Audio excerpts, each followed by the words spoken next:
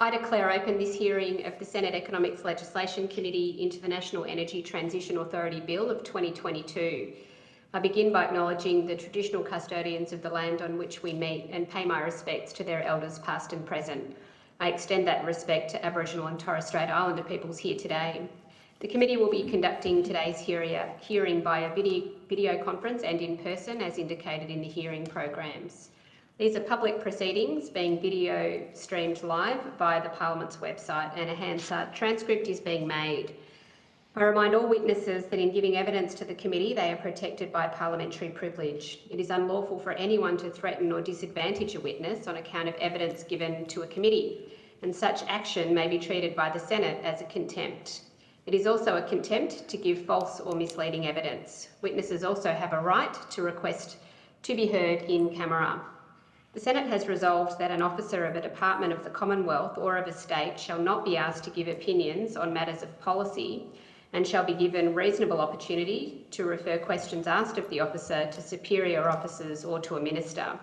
This resolution does not preclude questions asking for explanations of policies or factual questions about when and how policies were adopted. If a witness objects to answering a question, they should state the ground upon which the objection is made, and the committee will determine whether it will insist on an answer, having regard to the ground which is claimed. If the committee determines to insist on an answer, a witness may request that the answer be given in camera. Commonwealth officers appearing today are also reminded of the Senate order specifying the process by which a claim of public interest immunity should be raised. A copy of the order is available from the Secretariat. I remind committee members and witnesses who are appearing via video conference and who are not speaking to please mute their microphones. I now welcome the representative from The Next Economy, Dr. Amanda Cahill. I understand that information on parliamentary privilege and the protection of witnesses giving evidence to Senate committees has been provided to you.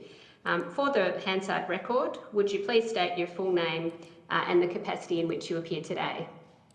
Dr. Amanda Cahill, CEO of The Next Economy. Thank you, Dr. Cahill. If you have an opening statement, I now invite you to give it, and at the end of that, members of the committee will ask you questions. Great, thank you, I do. Good morning, and thank you for the opportunity to present to the Committee on the National Energy Transition Authority Bill. I'd like to acknowledge also that we're meeting on Aboriginal land, in my case, the Yagara and Turrbal peoples, and I'd like to acknowledge the elders past and present. For the last 10 years, I've been working with regional communities across Australia to help them understand the changes that are happening in the energy sector and how they can act to generate economic opportunities by embracing the work we need to decarbonise Australia's economy. Most of this work has been done in areas with close ties to fossil fuels, whether that's mining or electricity generation, and also where there's carbon-intensive heavy industries, so particularly Central Queensland, the Hunter Valley and Latrobe Valley. Our partners in these processes have included all levels of government, industry, traditional owners, unions, environment groups, training and education providers, investors and community organisations. Over the last 2 years, there's been a significant shift in attitudes from, particularly within industry, from a hesitation to even acknowledge that things are changing in the energy sector, to industry working with local and state governments to start to proactively manage the transformation of our regional economies. And that's been motivated by two things. One, the need to manage risks and negative impacts of a rapidly changing economy, but also they want to position themselves so they can attract investment that's needed to take advantage of emerging opportunities. And that's in areas such as renewable energy generation and storage, manufacturing of renewable energy components, batteries, green metals, green chemicals, green hydrogen, biofuels, and also value adding to food and fibre products. So while it's heartening to see industry, investors and all levels of government now working together to seize these opportunities, we are hearing and seeing firsthand how a lack of coordination and planning is threatening the unique opportunity we have right now to become a renewable energy superpower. Through our engagement in regions, we've heard time and again that a lack of coordination and planning at a federal government level in particular has been contributing to a lack of certainty, which is eroding investor confidence, missed opportunities to reduce the cost of production to become globally competitive because of a lack of investment in shared or common use infrastructure, lack of clarity around what and where should be prioritised in terms of workforce development, training and research and development, messy and contradictory policies and regulatory environments across different jurisdictions, particularly in relation to land use planning, environmental standards and community benefits. International experience has shown that the countries that are managing the transformation of the energy sector in ways that address these challenges have been proactive in establishing national plans and national transition authorities, with a particular focus on the most impacted regions. The best current example of this is Spain, where the government has established a Just Transition Institute to support 13 regions to develop just transition agreements as a co-governance mechanism to manage change. With access to funds of over €300 million as of July 2022, the Just Transition Institute had worked with all levels of government and industry to instigate programs to support workers in the coal and nuclear industries to retrain, retire or transition to new employment, support small and medium-sized enterprises to diversify, and they've already created over 1,200 new jobs, rehabilitate existing mine and plant sites, and develop infrastructure, including digital infrastructure, to diversify and boost the regional economy. So this example and others show that if a national transition authority is to be effective, it needs to be independent of government, ideally in the form of a statutory authority with full legislative power to fulfil a clearly defined mandate, that the mandate be shaped by decarbonisation objectives and tied to broader regional economic development goals beyond the energy sector, that it has a long-term goal and discrete and generous funding, ideally for 5 to 10 years. But it's also important to note that it's not enough to just establish a national authority. We need it to establish the policy frameworks, funding and coordinate government. But the real work needs to be done at a regional level, and we promote the idea of regional transition authorities that have staff on the ground to facilitate detailed place-based planning and coordination over time. Regional transition authorities can ensure the appropriate rollout of renewable energy projects and manage the closure of existing coal plants, undertake the regional workforce development and planning, attract investment to support local industry, diversify the local economic base, which includes infrastructure development, manage land and water resources, ensure that the broader community benefits directly, and help shape policy and regulation in real time. Regional Australia knows what transition looks like when we don't get it right. Even the positive examples of industrial change, such as the development of the LNG industry, have negatively impacted on regions that have generated wealth for the nation when they're not managed well. We are facing a scale and complexity of economic transformation that we have not seen since the Second World War. We need to manage the decline of the fossil fuel industry that has powered Australia while rebuilding the entire electricity system, at the same time as building multiple new industries across multiple regions to generate export revenue. This cannot be left up to industry alone to coordinate. Even industry is saying this. The most impacted regions need coordinated and targeted government support if we're to manage risk and seize new opportunities to secure our long-term national prosperity. Thank you. Thank you very much, Dr. Karl. Senator Ormond-Payne. Thanks very much, Chair, and thanks very much, Dr. Karl, for joining us today.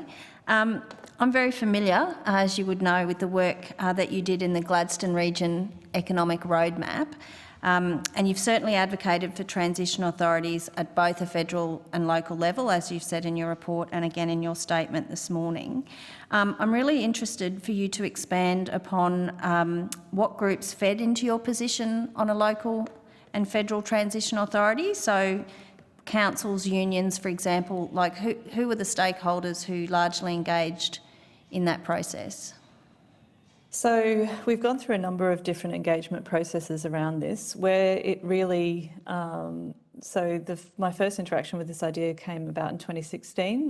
The ACTU was looking at what are the coordination opportunities in the energy sector, and I fed into the ACTU white paper on that. But really, where it came through most strongly was in 2021. We held a Central Queensland Energy Futures Summit, and we interviewed over 50 people in the lead up to the summit, and people across industry, government, unions, environment groups, community groups were saying the biggest challenge that they were facing in managing changes in the energy sector was a lack of coordination and planning. So at the summit, we ran a couple of sessions giving different options of what that coordination could look like, and overwhelmingly people reported that they wanted to see something like a regional transition authority happen. So it came out of that engagement process. Since then, we've been asked to do research and we've interviewed senior public officials. We have also surveyed about 30 people who are transition experts across Australia. So this work has been built on asking people, what does good coordination planning look like, rather than do they want a transition authority? Yep. Can you give me an example of some of the unions that have engaged in the process? So whether the Central Queensland Energy Futures Summit, work we've done in the Hunter through the Hunter Jobs Alliance, and other meetings that we've had with unions has included the ACTU, the AMWU, the ETU. I noticed that there was statements made last year from the Energy and Mining, from Tony Marr last week. So this has broad-based union support. All right, thank you. The feedback that you gave in your submission on the potential overlap with AEMO's role in developing the integrated system plan was really useful, so thank you for that. Just wondering if you could step through your vision of the role of a federal transition authority and how it might intersect with AEMO. Yes, and I should declare that I am sitting on an AEMO committee on social licence at the moment that's newly established. So I think people sometimes misunderstand the role of the National Transition Authority or even regional transition authorities. They're not an implementing body. They are a coordination body. So the issues that we need to deal with here, whether it's managing the rollout of the energy transformation, so very highly technical things that we need engineers and technical people to figure out, that's AEMO's role, and the Australian Energy Regulator and other bodies. There are already funding arrangements and new ones like the Powering the Regions Fund, National Reconstruction Fund, existing regional development funds. There's different government programs to support things like infrastructure, workforce development, land management, environmental issues. These all fall across different portfolios and different levels of government. It needs to be someone's job to coordinate and make sure that the same goal is being met across all of those different government departments, all of those different agencies, so they can do their job. At the moment, I spend a lot of my time explaining to people in regions that there are pockets of money that they can apply for that they don't even know about. So it's that coordination, communication, strategic piece that has been missing, of bringing those things together so they can work. Thank you. Finally, really interested in your thoughts around how a National Transition Authority can effectively interface with state or local bodies to deliver advice and guidance and potentially funding. You mentioned in your opening statement that the Institute in Spain is sort of an example of good practice. Just wondering if you could expand upon the elements that make that best practice for a transition authority that's focused on both all aspects of decarbonisation and not just the energy sector, because I note in your submission you said that actually it should go further. Yeah, I think that's an important point. I think at the moment a lot of the discussion is on the energy sector, but the changes in the energy sector are going to impact on every sector. Plus, we've got decarbonisation opportunities in terms of reducing and absorbing emissions across other sectors, and we need to be looking at that as an economic diversification strategy. So this, to me, is a regional economic development challenge. To make that work, I guess we've had some examples in Australia of regional transition authorities with the Latrobe Valley Authority and the Collie Delivery Unit, which have both done some really great things in looking at taking that broader regional economic development approach, but have been largely supported by state government and not so much by federal government. So this is the opportunity to actually bring in sort of the federal coordination across different departments as well into that mix. The way that the sort of factors that are supporting that is, if you look at the Spanish example, it's a just transition agreement. So it's an agreement between all different levels of government and industry players and education institutions to look at how they're going to roll out changes across a region. So again, it's the brokering of the agreement. It's facilitating access to expertise to facilitate that really participatory, grounded, place-based planning. So each region is different. They have different issues. That has to be done on the ground. You need people on the ground to do that and to stay in that community long term. But you can also tap into expertise at a federal and state government level that doesn't need to be in every regional community. So an example would be if a region is facing a coal closure, we have a lot more certainty at the moment now going forward around what the dates for those might look like. It's still uncertain, but we have a better idea now. So you don't need in every region a team that has expertise in that. You can tap into that at other levels as needed and then build that expertise to move into the next place as you need it. So some functions can be held centrally, but that to facilitate that ongoing planning, coordination, investment piece needs to happen at a local level. Thanks very much. And that's all my questions, Chair. Thank you, Senator Allman-Payne. Dr. Karl, you're very supportive of the proposed bill, and you also make some recommendations on further developing the bill. One of them is around timelines for establishing the authority, and also around, I think, some of the matters that you just discussed with Senator Allman-Payne around how the authority would fit in with the existing sort of machinery of government. Would you be able to speak to those couple of issues on how you see this bill being further developed? Well, I see that you're hearing from the Net Zero Economy Task Force this afternoon from Prime Minister and Cabinet, so I think they're probably better placed around timing.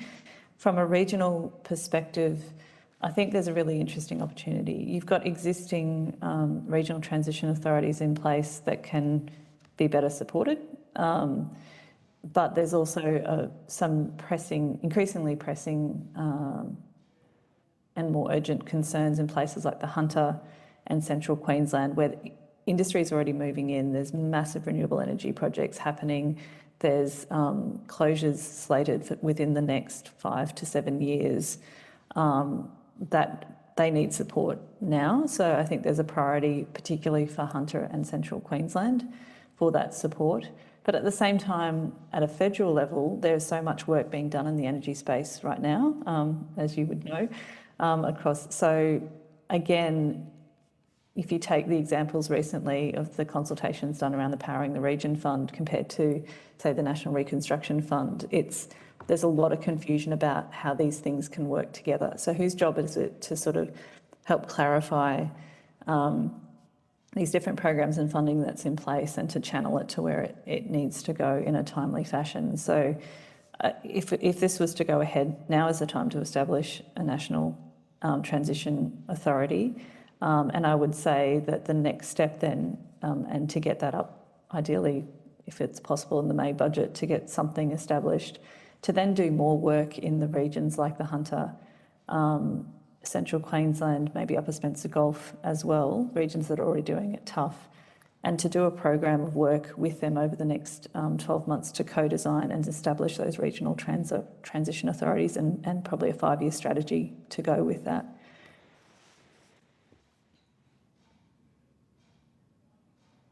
Thank you. Just picking up on the discussion you had with Senator Allman-Payne on the components of the bill that give the authority a role in relation to advice on energy, and the part of your submission which talks about, the role of AEMO on that, providing advice on sources of renewable energy to generate electricity and so on, and that needing to remain with AEMO. And in your discussions with Senator Allman-Payne, you sort of talked about that, and this authority perhaps having more of a coordinating role rather than a direct advice role that AEMO already has. How would you like to see the bill amended or changed to deal with that? I don't know if I've got anything more specific to say. I think it's important that I think the challenge comes down to focus. So to build out what we need to build out and transform like a system that has been built on coal-fired electricity in a very centralised way with particular kind of transmission infrastructure set up to something that is much more variable, diverse, potentially decentralised energy systems. We are like, this is a huge engineering and technical challenge. You need people who think in that way. That is a very different role to thinking about how do we seize this opportunity as a regional economic development opportunity? How do we diversify regional economies? What's the infrastructure that needs to be built? How do we make sure communities benefit?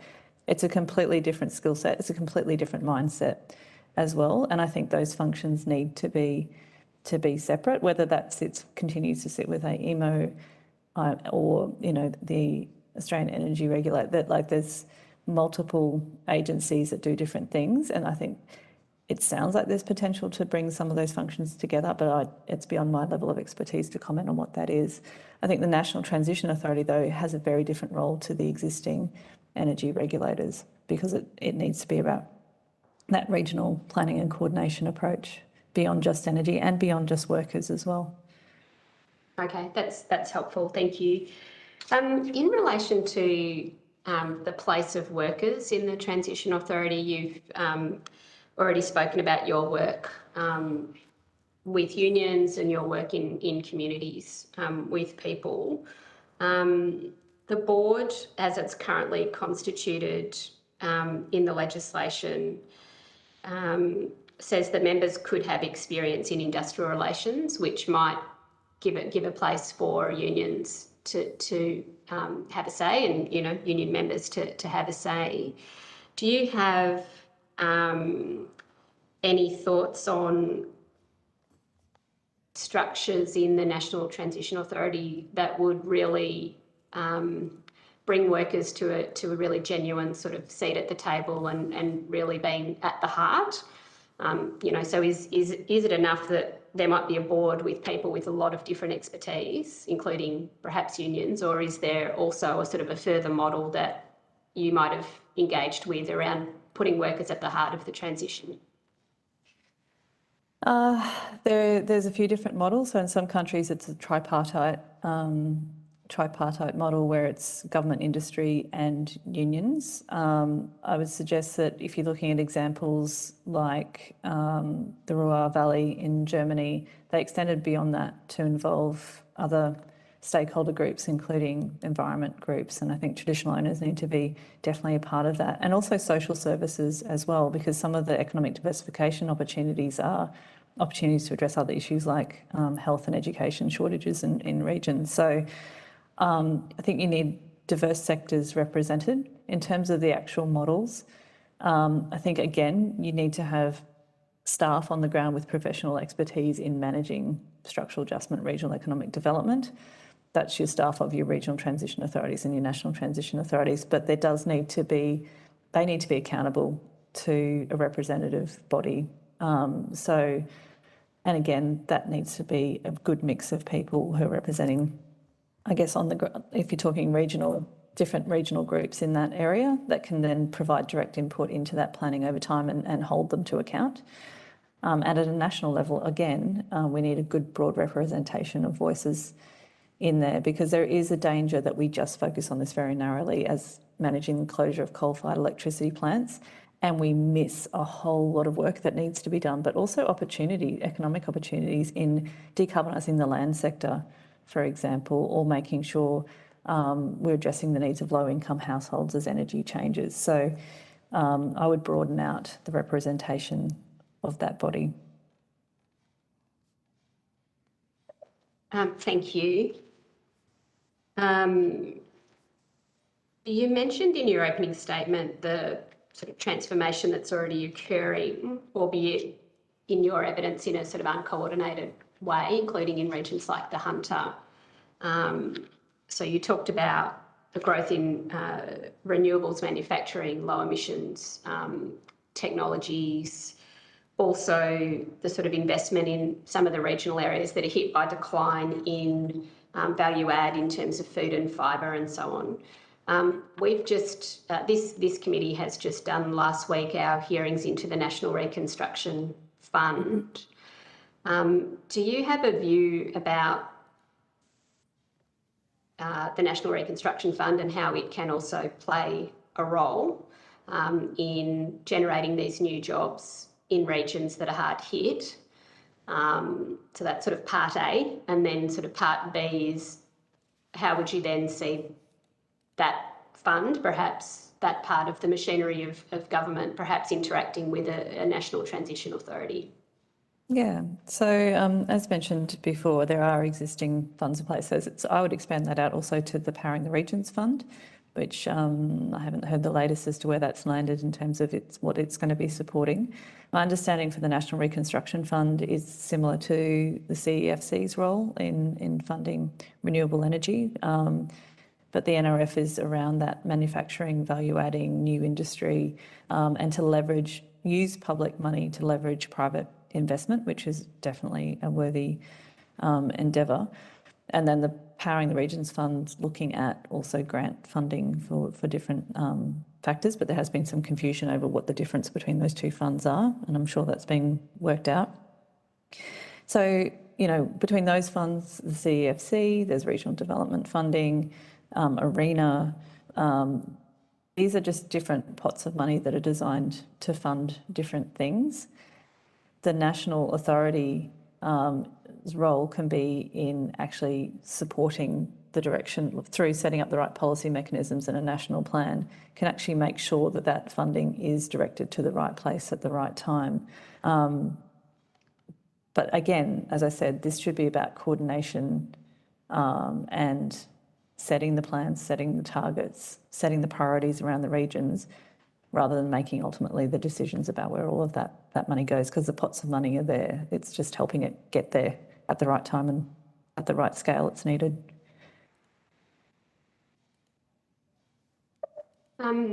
Just a final question from me. You spoke earlier in answer to my question about, you know, how important is it to have workers at the table, and you also mentioned traditional owners and First Nations communities being at the table and a diversity of voices being engaged. And you've very much focused on, you know, whatever is invented in this space being very much regionally grounded. How important is consulting with those communities in actually setting up the structure itself? How important is it for us as politicians to engage with communities about what this might look like? Well, there's already a lot of activity happening, particularly in the Hunter and Central Queensland. In Queensland itself, I think there's about 12 councils have put together a resolution that went before the Local Government Association of Queensland and the Queensland Government to set up transition authorities to support regional development. So people are already active and working out what they want. So I think it would be a mistake to come in over the top without tapping into that momentum and expertise that's already there. If you look at existing examples, Collie, the way Collie's been set up, the Collie Delivery Unit, is very different to Latrobe Valley Authority. Each place has very different challenges attached. Each state government has been approaching the energy transition differently. So I think there is definitely a need for a process of engagement. You need to go to communities with something that they can comment on. But I think there's already been a lot of discussion that you can draw on, and I know that the Net Zero Economy Task Force has been doing a lot of regional visits and briefings as well. So you're not starting from scratch, but there needs to be a mechanism for people to have a say, to co-design what the objective of that is, what the 5-year plan is, and the work for a regional transition authority moving forward. And that needs to be an ongoing thing as well, not just, oh, we've set it up now, we're just going to do our thing. It's how do we set up mechanisms for ongoing input into plans, for reporting back to communities and having that transparency and accountability in place as things change and develop. Great, thank you very much. We're just at the end of the time for this block, but Senator Stewart's on, and I just wanted to check, Senator Stewart, whether you had any questions that you wanted to ask for this witness. I know you've got some questions for later on. Yeah, thank you. I think, thank you, Chair. And I think you've covered my questions. I've met with some traditional owners in the regions who really want to be a part of the solution, the transition solution, and are really thinking about how they can, I suppose, be engaged in more than just a cultural values way, but as economic partners in the regions where they see themselves as key players already.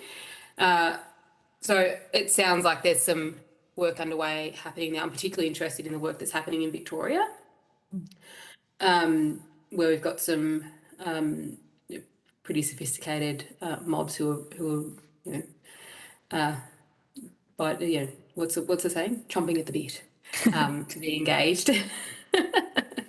And I'm finding that everywhere. Actually, I just spent 2 days last week with land councils in the far western region of New South Wales who are facing massive transmission builds and renewable energy companies coming in. And they really wanted to get on the front foot about understanding what's happening on country and also addressing some of the challenging things that are starting to happen as well with the way projects are being and lack of transparency around negotiations around land payments, for example. Similarly, in other parts of the country, traditional owners are saying, they've depended on royalties from fossil fuels for a long time. They can see that eventually over time they won't be able to depend on that anymore. But where's the structures around renewable energy on country and where the range of benefits they can get beyond just the financial training opportunities, potentially setting up workforce, labour hire companies that can work in different places, being involved in rehabilitation of existing sites. Like there's so many different opportunities here, which is different to other industries. So it is really exciting to see that people are, that the First Nations leaders are on the front foot with this. Yeah, absolutely. And it's like for the regions, that encouragement to be able to bring people back home to live on country is really big for traditional owners. And then also the responsibility they feel to look after everybody in their regions just really feeds into them wanting to get into this space. Yeah, and it's everything from access to appropriate housing and energy on country. I mean, we've still got Aboriginal communities that are dependent on meter boxes, like, prepaid electricity boxes in the Northern Territory. So it's everything from that household level and addressing issues as an economic opportunity, right through to the billions of dollars internationally that are available for doing different land management practices on country. Which again speaks to why we can't just treat this as an energy-specific challenge. This is about a regional economic development challenge. Thank you. Great. Thank you very much. That concludes the questions that we have for you, Dr. Karl. So we thank you very much for the evidence that you've given us today. It's requested that any questions or notice taken today be responded to by Friday, 10 March. And I'd ask that you now disconnect from the video conference, and if you'd like to continue watching, you can do so on the live stream. Thanks very much. Thanks for the opportunity to present this morning. Thank you. I now welcome representatives from the Australian Manufacturing Workers Union, Mr. Steve Murphy. Welcome, Mr. Murphy. I understand that information on parliamentary privilege and the protection of witnesses giving evidence to Senate committees has been provided to you. For the Hansard record, will you please state your full name and the capacity in which you appear today? Steve Murphy, I'm the National Secretary of the Australian Manufacturing Workers Union. Thank you. And I now invite you to make a short opening statement, and at the end of that, we'll ask you some questions. So if you have an opening statement, please go ahead. Thank you, Senator. I'll kick off by acknowledging the traditional owners of the land on which we all meet today and pay my respects to elders, leaders past and present.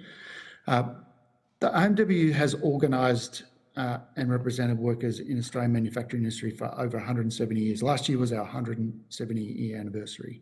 And this includes members who maintain Australia's coal-fired power stations, but also all the areas of the supply chains for our coal regions, whether it's making mining vehicles all the way through to maintaining the locomotives that go to the ports, and we maintain the infrastructure that loads it onto the ships.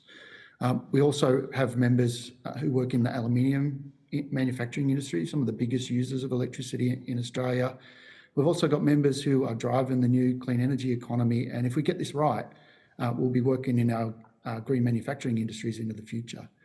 Since 2003, me personally, I had organising responsibilities for, and I represented those workers in all areas of the supply chain across the Hunter Valley. So I know a lot of these workers. I spent time on the picket lines with them. I know a lot of their families. We've been advocating for economic diversification and industrial renewal across these legacy coal regions like the Hunter Valley in central Queensland, Western Australia, and the Latrobe Valley in Victoria. And it was the AMW who established the Collie Delivery Unit. We also founded the Hunter Jobs Alliance, and we've been actively working with the other energy unions and the ACTU advocating for a Federal Energy Transition Authority to coordinate the transition in a collaborative way with the regional and state transition authorities where they might exist. Yeah, we have a number of concerns about the current bill, and we've recommended that it be withdrawn to allow for proper and respectful consultation to take place. AMW members are already being affected by a movement away from fossil fuels. Liddell Power Station, which was the first power station I ever had the privilege to attend in New South Wales, due to close in April, and our members employed all across the power industry in New South Wales, in WA and in Victoria have already been informed about the planned closures of their power stations. In some instances, those planned closures are being brought forward, and it leaves our members worried about what theirs and their kids' future, and feeling that they've got no support to find an answer to those problems. Now, these are workers who have powered our country for generations. They've kept the lights on for us, and they deserve a properly planned transition that provides new economic opportunities, not just for them and their kids, but for their region, so that they can stay and grow and see their kids and grandkids grow up where they currently live. Instead, at the moment, they're feeling like they're being abandoned by the previous government, and a lot of the climate culture wars that went on that denied the opportunity to have a say in this, denied their voices being on the table, and delayed it to a point where it's now become not just important but urgent and critical. And after years of failure, we've got to urgently establish a Federal Transition Authority. We've got to do it properly. If we don't get it right, it will fall over. The transition will take place over decades, and we need to make sure that whatever we put in place right now is actually able to last that distance and do the work of coordinating it across the regions. I'll keep my opening statement short because I know there'll be quite a few questions around it. We've been working with the ACTU and other energy unions to outline some key priorities for a Federal Transition Authority. We agree that any transition authority has to have three core functions. Firstly, it's got to provide worker support, regional economic diversification, and skills and training. In other words, it's got to coordinate with other government entity and fund those programs, including with Jobs and Skills Australia, the National Reconstruction Fund, and Power, the Regions Fund. Under the current bill, there's a problem where it's called an authority, but all it has is an advisory role, and it'll be left without any necessary powers to properly coordinate the transition as it needs to be. And we've called for that National Transition Authority to be independent statutory authority with the power to administer its own funds. Finally, the authority's got to have the power to coordinate across local, regional and state transition authorities and entities. The bill does not appear to have a dedicated function to undertake that, and there doesn't appear to be any real opportunity for workers through their unions to participate in the authority to make sure that we get it to where it is. So we've recommended that the bill be withdrawn and that all stakeholders be engaged, and we put something in place that is actually going to last that the period that it's required to do its work. Thank you very much, Mr Murphy, for those opening remarks. Senator Allman-Payne. Yeah, good morning, Mr Murphy, and thank you so much for joining us, and thank you for your submission on the bill. We've certainly gone through a process in bringing the bill to the Parliament, in engaging in some consultations beforehand, and I note that I did travel to the Latrobe Valley and speak to some of your members, and have also spoken to members in the context of the stuff that's been happening with the Next Economy in Gladstone and their work, and I certainly note that the previous witness talked about the fact that the AMWU has been involved in that process. Noting also that the ACTU and the Business Council of Australia have been calling for an authority for some time, and your comments about the fact that it is urgent, and we certainly heard that from Dr Karl as well, around, the transition is well and truly underway in a number of regions, particularly Latrobe, Hunter, Central Queensland, where we already have closure dates, as you've said. Really interested in you expanding upon the role that you see for a federal transition authority, and whether there are some suggested amendments to the current bill, or alternatively what you think an adequate consultation process looks like. So this is something that we've spent quite a bit of time in all of the regions around Australia, and it's worthwhile kind of noting that the conversation is at different points depending on where you might travel in the country. We knew that down in the Latrobe Valley, they were facing the earliest closures of power stations, and saw firsthand what it looked like when there was next to no support, and the unions had to pull together to pick up the pieces in and around the Latrobe Valley to make sure that workers were able to find some level of future. We know the conversation down in Collie, which is again owned and led by the workers down there, is probably the most advanced in terms of understanding exactly what workers' expectation as part of the transition would be, and secondly, the kinds of jobs that workers down in Collie have an expectation will be created to make sure that they've got a future. The Hunter Valley is kind of a mixed bag, but those conversations have been ongoing for a period of time. And of course, in Central Queensland, those conversations have only just started, and there's varying reasons as to why that is. We've also got different kind of contexts. Or maybe just to interject, they've certainly been going on for the last 3 years in Central Queensland, because they have been working with the Next Economy and the local council. So, and I've certainly been part of those. Yeah, and there's all different things that are happening at a state level as well with the WA government, the Victorian government, New South Wales government and Queensland government. And it is worthwhile pointing out that the commitment that was made with the unions by the Queensland government, the commitment to those workers and the job security is probably the best that I've seen around the country in terms of the commitment and the priority that's being given to supporting those workers through it. Of course, those are workers that are employed by the public sector, not the private sector. So we've got quite a mixed bag. The role of the National Transition Authority, as I've said before, we see it as a critical and important role to shape what this transition looks like for workers. Now, there's apprehension in some areas of the country about talking language of saying a just transition, which when you boil it down just means justice for workers in the transition. And that's exactly what we see the National Energy Transition Authority planning, to make sure that at the end of the day, that workers are treated with a level of respect and there's justice for them, recognising their contribution for generations, as I said. It's got to be independent, it's got to have the power to make decisions, and it's got to be a board that is representative of what is going on in the industry and making sure that workers retain a voice. In terms of the draft bill, it certainly proposes that it is an independent statutory authority. So I don't, bit unclear as to what the concern is there in relation to the draft bill, but certainly around involvement of workers. Keen to get your thoughts on that. So in playing a coordinating role, because I think it's important to point out that the bill does provide at this point that the authority is a coordination, not an implementation body. How do you believe that workers, for example, at the state and local level, so those who are involved in the Hunter Regional Expert Panel or the Latrobe Valley Authority or the group that's going to be getting up and running in Queensland as a result of the energy plan, how do you think that workers should interact with or be represented on a federal transition authority? That's a very easy question for me to answer, Senator. We've, for a long period of time, the voice of workers all across those regions, particularly for workers in those areas, their voice has been through their union.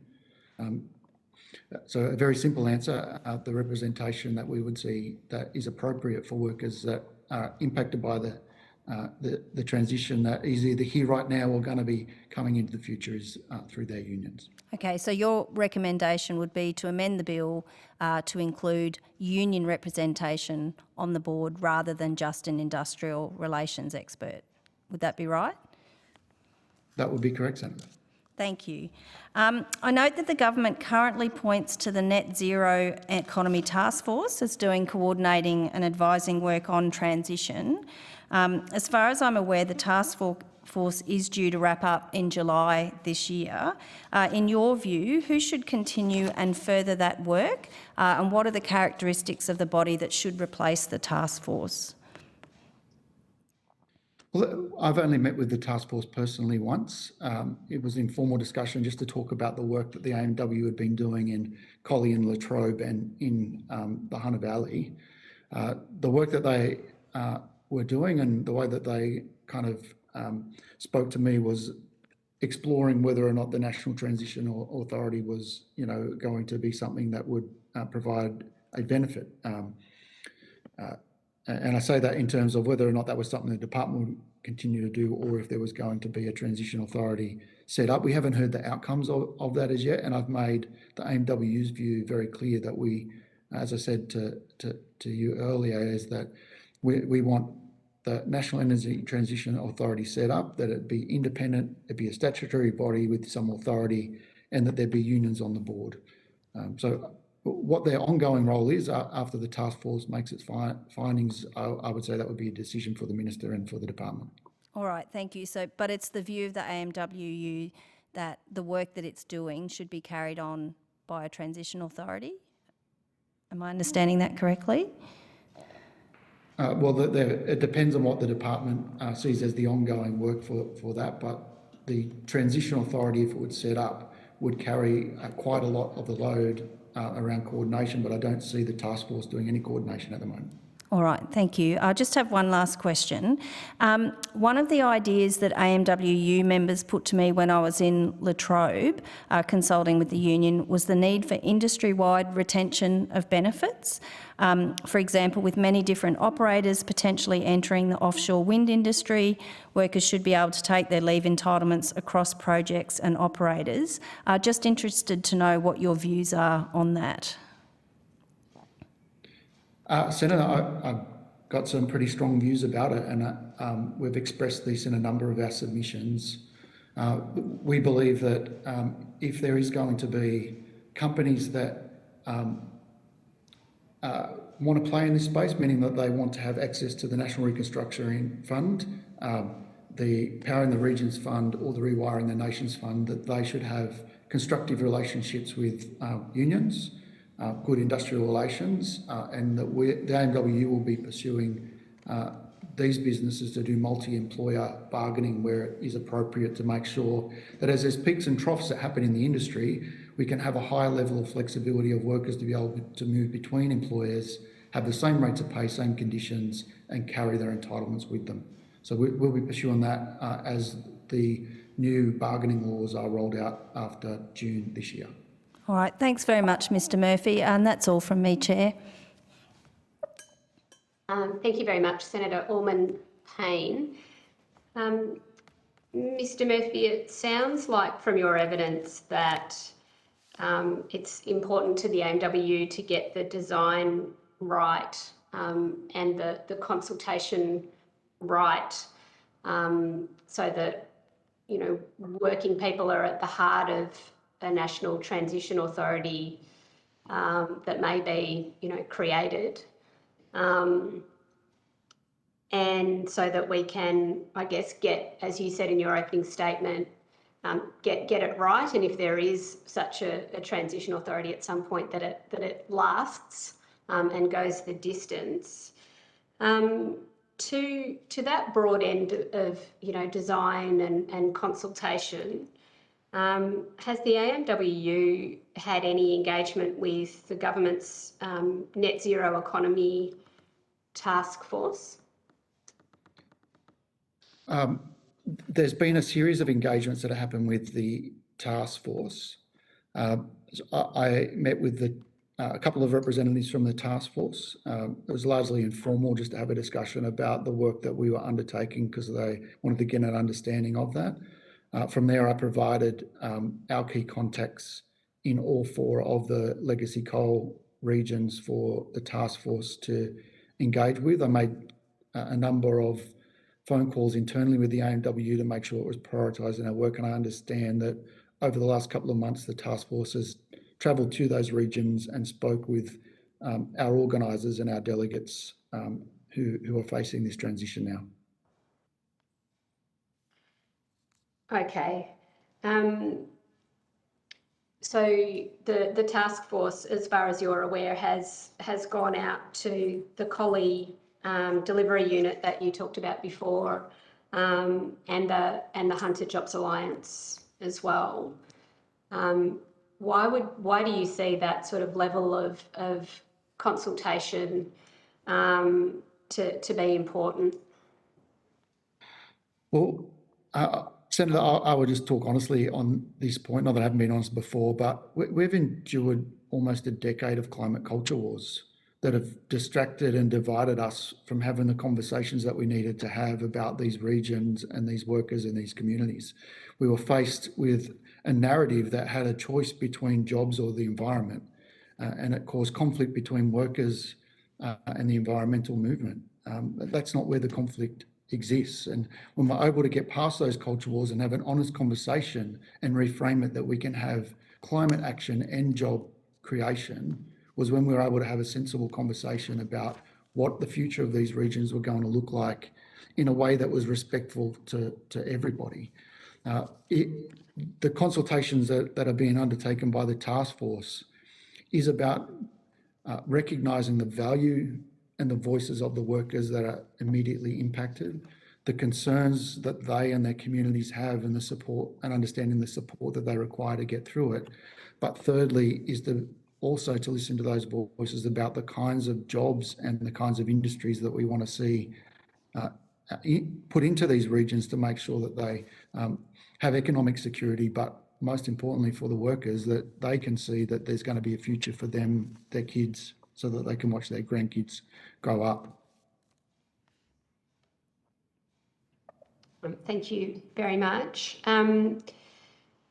You, in your submission, and in your answers to Senator Orman-Payne, you talk about concerns about the authority as it's envisaged in this bill being a bit more like an advisory body and lacking input from workers.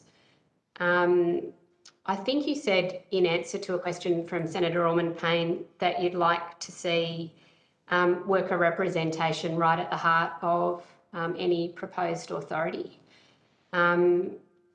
What difference does it make to the outcomes that are achieved when working people do have a seat at the table, as you're describing? Well, Senator, I think this is of critical importance. One of the things that is constantly coming up when we travel to these regions and talk to workers is that they say that there's lots of people who come to the regions to give speeches, but there's not many people who come to listen. And, that resonates, growing up in a regional area, that you have that thing about cities versus the country area, because that's the kind of lived experience. And we've tried to make sure in everything that we've done with the Hunter Jobs Alliance in Collie and Latrobe and in Central Queensland, that unions aren't just having a one-way conversation with our members talking to them, but we're actually spending a lot of time listening. And if the Transition Authority is set up so that it has the capacity to make decisions and compel things to happen, that we have that Partite board set up with unions having a place on there, it allows a direct line and a direct conduit with the infrastructure that unions have in place to make sure that workers are kept informed of what is going on and what is being discussed and what is being decided, but more importantly becomes a two-way communication about what workers' expectations are and where things are going well and where things aren't, so that it can adapt and change to make sure that, as I said at the start, that this is a just transition, meaning that there's justice for workers in the transition. Just finally from me, Mr Murphy, the understanding of around a just transition authority is that it coordinates a lot of the layers of work that go on. Of course, for a transition authority to succeed, there has to be work going on the ground as well. I think you mentioned, correct me if I'm wrong, the Powering the Region Fund in your opening statement. And this committee's also just recently looked at the $15 billion National Reconstruction Fund. How important are those initiatives to, rebuilding in these regions from your perspective? Those funds are absolutely critical. I read a lot of literature that was around during the announcement of them. I've been involved in a lot of conversations across the union movement about the importance of these funds. It's good to see that we've got these funds that are set up that are going to be regenerative. So you don't just get one chop at it, that the money is going out to be in the forms of loans, equity and public ownership, which means money comes back into the fund eventually so that we can continue to do this work to, in my words, not necessarily the government's word, but to reindustrialise Australia and create good, secure union jobs in the regions that people can rely on. The funds that you mentioned, the Powering the Region funds and the National Reconstruction funds are critical to make sure that, those decisions that are being made about strategically where Australia is going to specialise and value add to, whether it's our resources, to our agricultural products or to particular manufacturing parts where we want to be world leaders, allows us as workers to be able to do two things. Firstly is to recognise the value of our skills and our labour, but secondly, that we can get a sense of security about the future that's going to be there for us. And I think there's another dimension that for industry, that they get a signal from government that it is worthwhile investing in these particular regions because, it's going to be supported and it's there to stay long term. And I did say that was my final question, but my final question is just, you said in your opening statement that you think the bill in its current form should be withdrawn, and that the consultation needs to continue. You've also said that the work is urgent as well. How do you balance those things about the need to consult and also the need to in your submission stand something up as well? The best way to answer that question, Senator, is it's about making sure that we have the confidence and the trust of the workers that are the centre of this. I've learned in my time, 20 years now as a union official, that making plans and building plans in your office or going away as a leadership group and coming up with an idea and planning it all out might seem like it's the right thing to do. But the best way, if you want to win, the best way to know that there's going to be confidence and support is to do it with the workers that are affected. Taking the time to do it properly, although there is a sense of urgency about it, no doubt, but having workers at the centre of this and building that ownership is just as critical as the work that it's going to do for the next decade or longer. Okay, thank you very much, Mr Murphy, for your evidence today.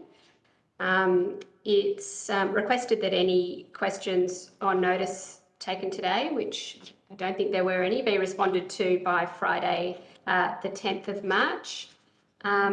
That concludes all the questions that we have for you. We thank you for your evidence and ask that you disconnect from the video conference, and if you'd like to continue to watch, we'll be on the Parliament live stream. Thanks again. Thank you. The committee will now break for lunch and resume at 1 p.m.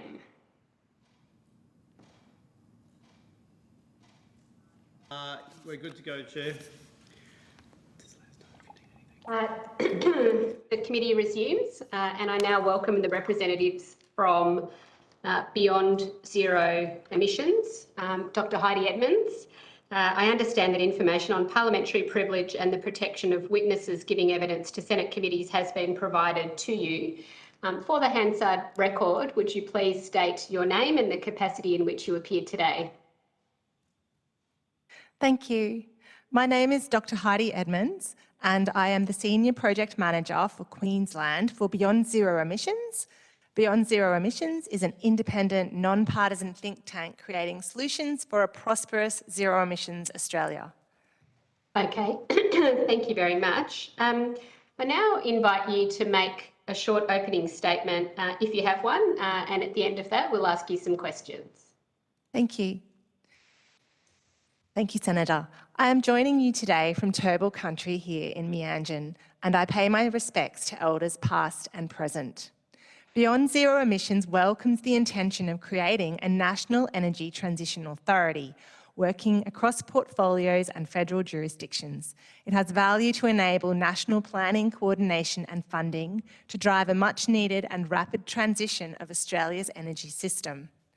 BZE's research on renewable energy industrial precincts, powering manufacturing in regional industrial heartlands with 100% renewable energy, can be a model that an energy transition authority can support. Renewable energy industrial precincts support existing manufacturing jobs and bring new jobs and opportunities for industrial regions that are going to transition. BZE have put forward proposals to establish renewable energy industrial precincts in existing industrial heartlands like Gladstone and the Hunter Valley, and in all states and the Northern Territory, leveraging existing logistics and supply chains, existing workforces, valuable transport infrastructure and existing community support. Our jobs analysis shows that around half of the skills needed in renewable energy industrial precincts are a direct match for those that mining and manufacturing regions are renowned for. But for these opportunities in industrial heartlands to benefit the communities most and ensure workers continue to thrive in these regions, federal and state support and coordination is needed for local-led renewable energy industrial precinct coordination, energy transition authorities or similar. As well as assisting industry workers, we also need to make sure biodiversity, First Nations benefits and community benefits are focused on in the industrial energy transition. We need to move fast to power industry with 100% renewable energy through planning and coordination and targeted funding incentives for industry and infrastructure to accelerate the transition, as well as regionally based skills and training development. I welcome your questions. Thank you very much, Dr. Edmonds. I'll go to you, Senator Allman-Payne. Thanks very much, Chair. Thanks for joining us today, Dr. Edmonds, and thank you very much for your submission into the bill. You've advocated for transition authorities at both a federal and local level, both in your submission in relation to this bill and in other places. Interested in you expanding upon what role you think that a transition authority could play if the scope were extended to decarbonise all sectors. Thank you, Senator, for that question. Beyond Zero Emissions work and our engagement with local industry and local communities has shown us that there is a need for federal and state-led coordination and support with locally led authorities to look at what is happening locally. We also put out a report called the Million Jobs Plan, which looked broadly at the economy and looked at sectors all across the economy, from industry to housing to land use, and looked at clean tech and climate solutions. And we showed that there were over 1 million jobs that could be found in climate solutions, in clean tech and in land use. So there is definitely a case for a nationally led transition authority to support state and local projects to assist with engaging people on these kinds of broader jobs and broader economic work as well.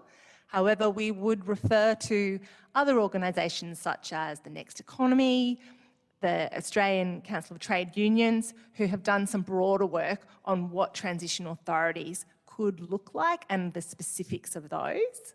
But we are very clear about the benefits around jobs in clean tech and in climate solutions and in repowering manufacturing with renewable energy. So noting that you've referenced those other organisations that are doing work in that area, does BZE have a view on what you would see as best practice in terms of a transition authority that's focused on all areas of decarbonising our economy? Thank you, Senator, for the question.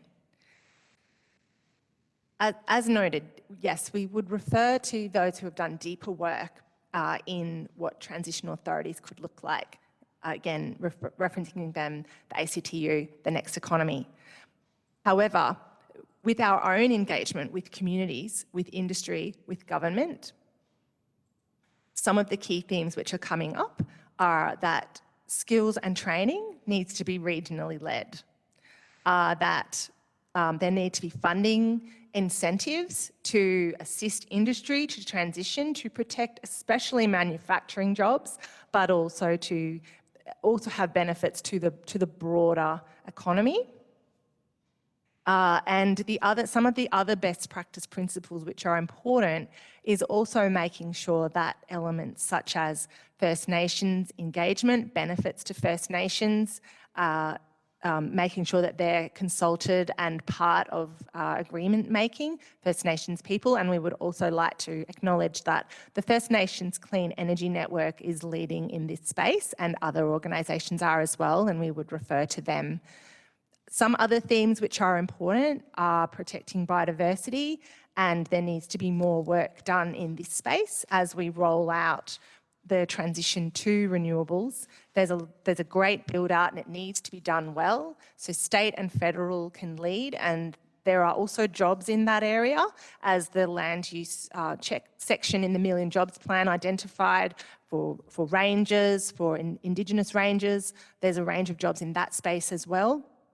And it's also important that the energy transition is done in such a way that benefits are shared with community and consultation is done well. So landholders need to be brought into that conversation as well. And also different arrangements to make sure that benefits are flowing to communities. Skills and training, other things that communities need. Communities know what they want and they need to be consulted.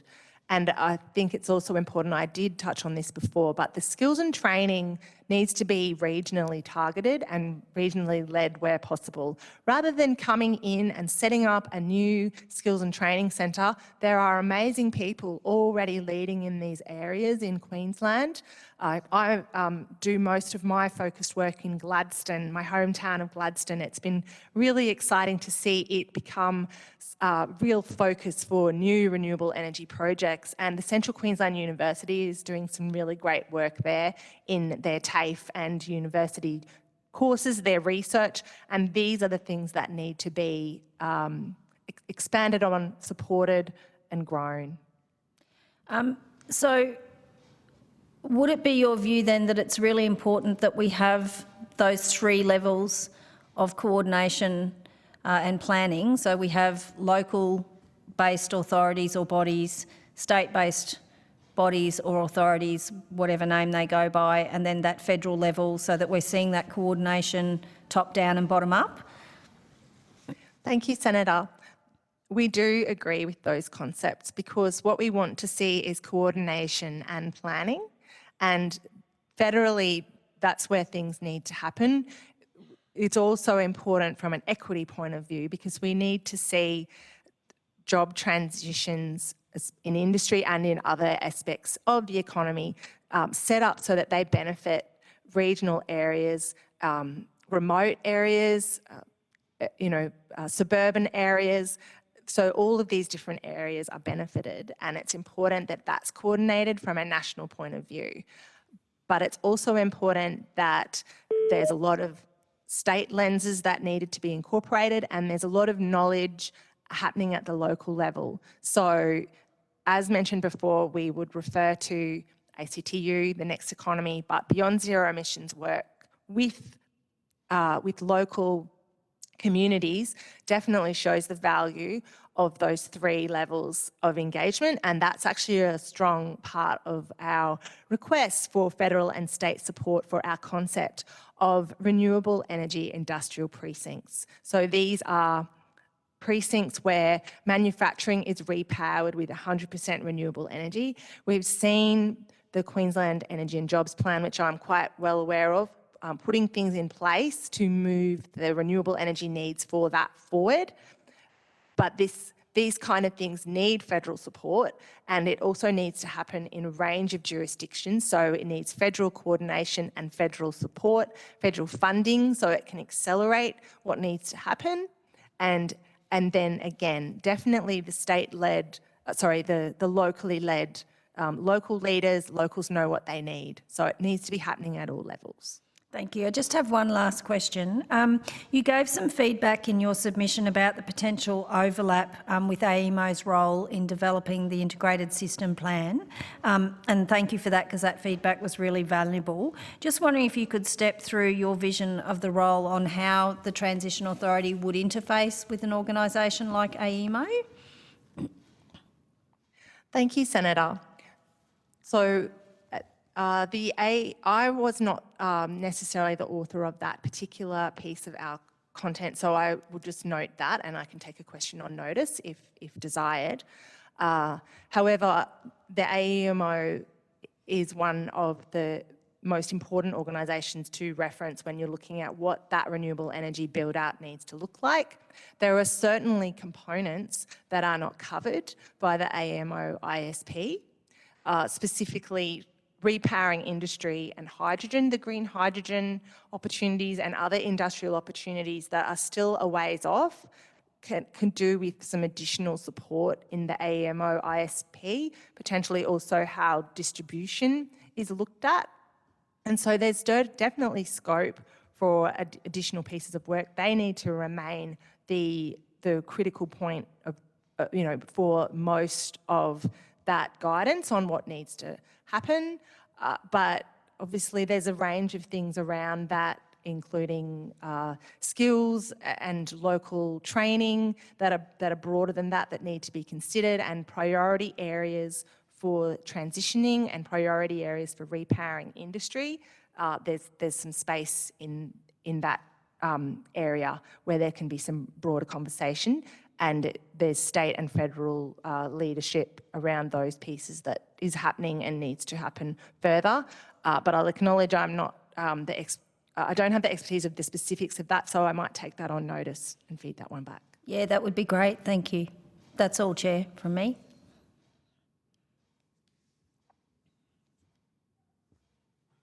Thank you very much, Senator Allman-Payne. Just a couple of questions from me. You're very supportive of the need for a transition authority and supportive of the bill. You had some suggestions around some additional functions that the Transition Authority could have. One of them was supporting industry to repower their operations with renewable energy. And I was wondering if you can kind of give examples of where that's worked, but also how it would be the Transition Authority's responsibility to carry out that objective. Thank you, Senator. So once again, I will refer back to work by the ACTU, the Next Economy, who have done deeper work on the actual mechanisms and a preferred model for an energy transition authority.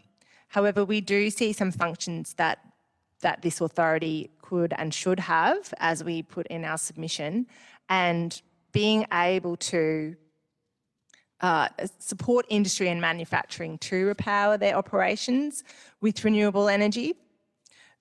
in terms of where we've seen this working, renewable energy industrial precincts are still a relatively new concept within Australia and overseas.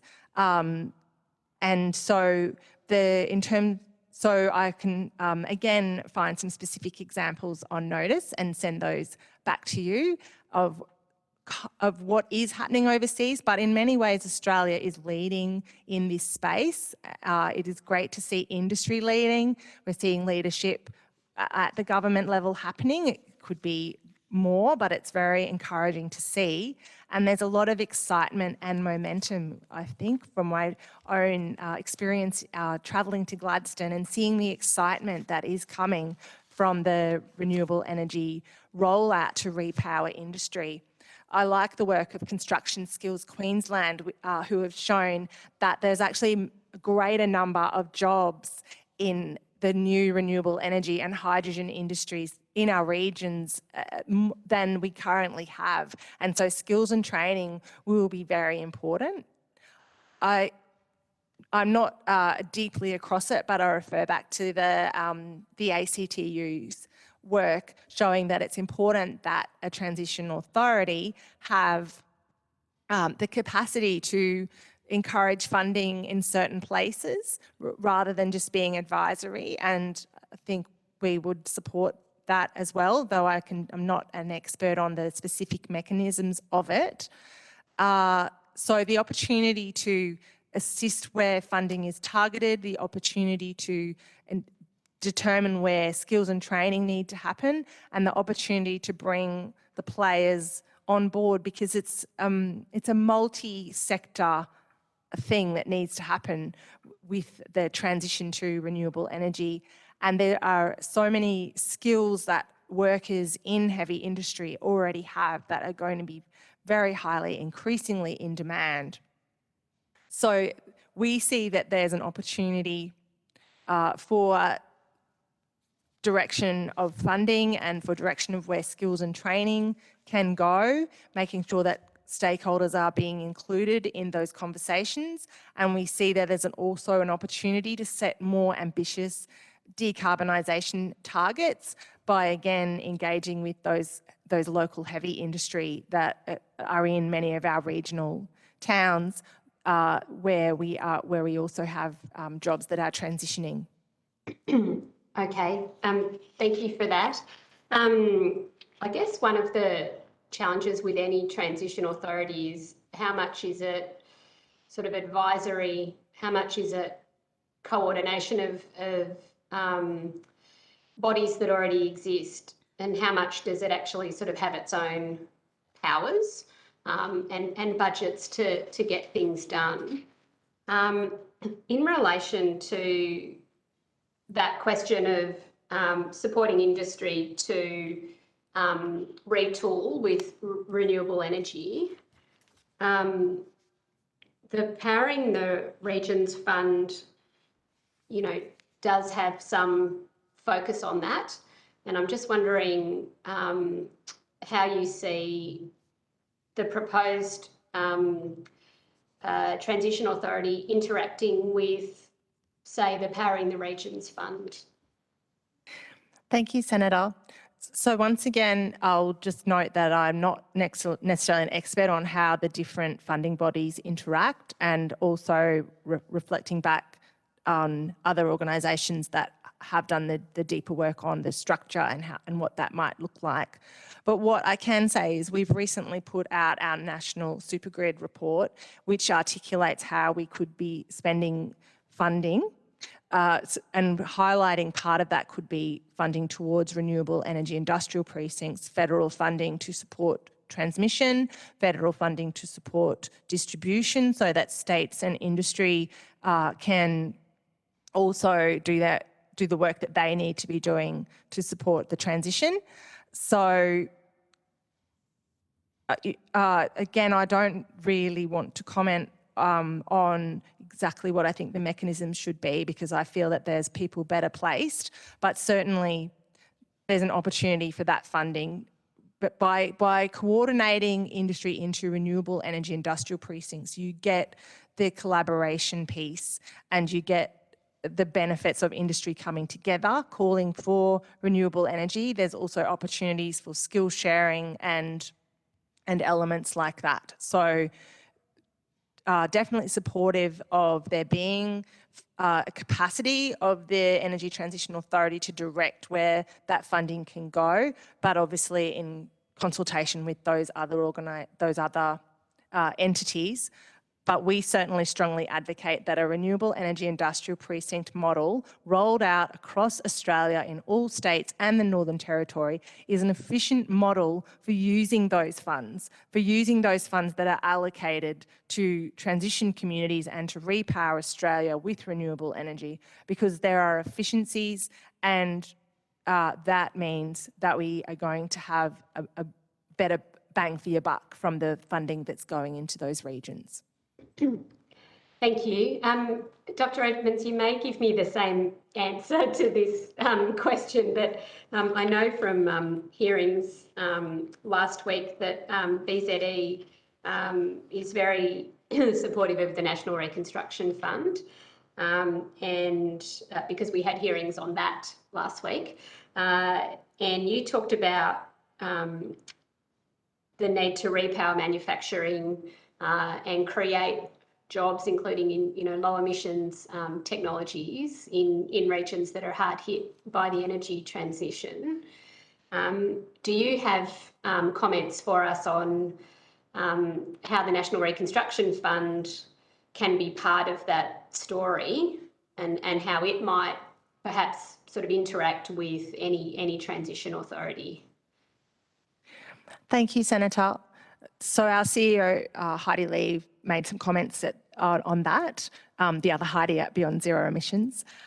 So again, just prefacing that I'm not the expert on how all the funds interact, but what I can restate is that funding towards renewable energy industrial precincts makes sense, and we see that as a model that an Energy Transition Authority can follow. And we also agree with research from other entities that the Energy Transition Authority should have power to direct funding and should have power to not just suggest and advise, but to help prioritise areas where funding can go to accelerate the transition to renewable energy, to protect jobs in manufacturing, to grow jobs in manufacturing and in the broader economy in those regions. And yes, you're right, it is a similar answer to the previous one, but it is that there are efficiencies from renewable energy industrial precincts, and we see this model as something that will work and benefit in regions across Australia.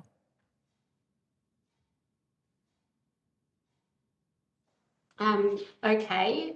I think that concludes the questions that the committee has for you, Dr. Edmonds, unless Senator Stewart is seeking the call. Senator Stewart. Thank you, Chair. It was good to read in your submission some stuff around First Nations inclusion in this work. So I'm interested in where you see traditional owners, where are the opportunities for traditional owners in this work. And for me, it's important that they're beyond just cultural values, but where are the real kind of opportunities for traditional owners into the future? Yeah. Thank you, Senator. So that's obviously a very important question, and with our work on renewable energy industrial precincts in Gladstone and the Hunter, we are very conscious of the First Nations and traditional owners that are in those communities, and we're also aware of work that other First Nations organisations are doing. So the First Nations Clean Energy Network. Over in WA, we have Pilbara Solar doing really great work around equity, Indigenous Energy Australia, and then at the local level in Gladstone, we have the Port Curtis Coral Coast Trust and they have expressed publicly that they wish to be included in conversations. They wish to see benefits that they can be part of. They wish to see opportunities for their community to potentially be partners in investments. And so reflecting back on that, some of the critical themes are, of course, that there is informed consent from First Nations people, that they given clear and correct information so that they can make the partnerships that they see as relevant, and have obviously respecting their land rights. But yes, we will refer back to the First Nations Clean Energy Network, who put a really great set of principles together that people should be following if they are looking to be building renewable energy and industrial manufacturing opportunities in regions. They need to be having those conversations early. And is there anywhere that's doing that well now? Like, In terms of locations that are doing things well, I think there's always room for improvement. always, yeah. So I won't comment, but definitely where we have examples where partnerships are being set up and those conversationships are being held early, they're really critical. Yeah. Now we've got in Victoria, we've definitely got some traditional owner nations really wanting to get involved in this space. And aside from the, the cultural values to them in terms of looking after country, looking after people who are on their country, it's also an opportunity for traditional owners to, look after their communities from now and into the future in terms of the investment opportunities and the partnership opportunities, particularly in the regions. Are those the types of conversations that you're hearing? Absolutely. So I will reflect on a few broader conversations just as you've prompted me. So there's a few different models that's worth being aware of. So Pilbara Solar in WA are doing some good work where there's equity and there's ownership of the renewable energy projects by First Nations people. And the First Nations Clean Energy Network is also looking at First Nations owned projects. And then the Port Curtis Coral Coast Trust in Gladstone is doing really good work making sure that they are being included in those conversations, and so that they can help articulate what those community benefits might look like. And they have their own funding, so they can be partners on projects as well. Yeah, and the question just dropped out of my head now. So it sounds like got some great best practice, or potentially some good examples about what's happening around the state. I'm really keen for there to be some great opportunities, particularly in my home state of Victoria. The question hasn't come back even as I've spoken out, so I might just leave my questions there, and if it comes back to me, I'll put it on notice to you. Thank you. That would be Thanks, great. Chair. Thank you very much, Senator Stewart, and thank you very much, Dr. Edmonds, as well. I think now that concludes the questions that we had for you, Dr. Edmonds. So we very much thank you for your evidence to the committee today. I think you did take some questions on notice, and it's requested that any questions on notice be responded to by Friday, the 10th of March. And I'd ask that you now disconnect from the video conference, and if you'd like to keep watching, to do that on the Parliament live stream. But thank you very much for your evidence. Thank you. Thank you for the opportunity. I now welcome the representatives from the Australian Council of Social Services, and that is Dr. Braff, and I think we also have Ms. Court as well. I understand that information on parliamentary privilege and the protection of witnesses giving evidence to Senate committees has been provided to you. For the Hansard record, will you please state your full names and the capacity in which you appear today?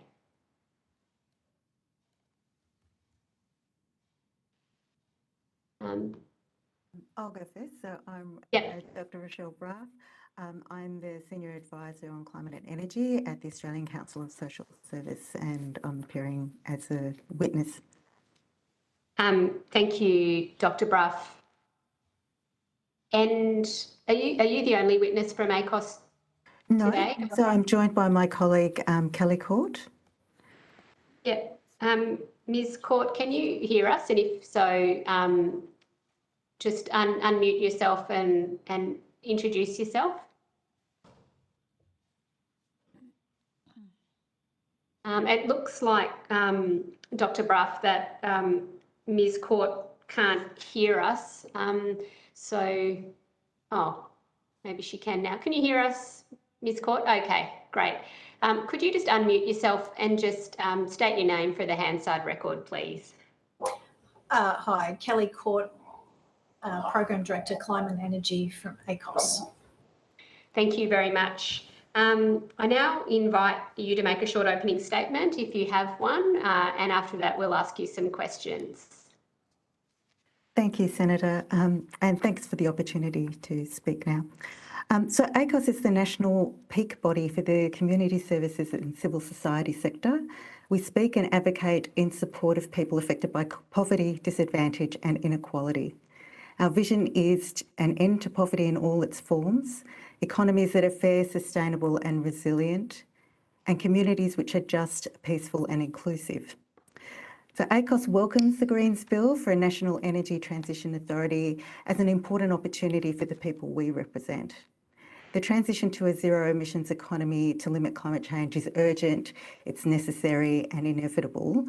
And this requires a shift away from existing fossil fuels like coal and gas to zero emissions energy sources. However, if the transition is slow and poorly managed, then the lives and livelihoods of people, workers and communities will be negatively impacted, increasing their poverty and inequality and reducing support for a rapid transition. Now, ACOS has long advocated for a National Energy Transition Authority to support workers and communities affected by the energy transition. ACOS supports the intent of the Greens Bill to establish a National Energy Transition Authority, and in our submission, we advocated for the following key additions. One, require that the authority adopt a regional economic development approach to impacted communities. In developing regional economic plans, the authority should be required to conduct ongoing and inclusive collaborative consultation to co-design regional plans, agreements and funding decisions. That is, with local and state governments, workers, trade unions, employers, farmers, and critically, with people who are experiencing poverty and social disadvantage, including people who are long-term unemployed. Two, for regional plans developed by the authority to include initiatives to support people experiencing poverty and disadvantage in affected communities. That might be by creating jobs and employment pathways for groups who are long-term unemployed, prioritising community-based jobs for First Nations peoples, and supporting retrofits of homes for people on low incomes to improve their energy performance, cut energy bills, and improve their health. And for funds to be set aside specifically to support people on low incomes in affected communities to benefit from the transition.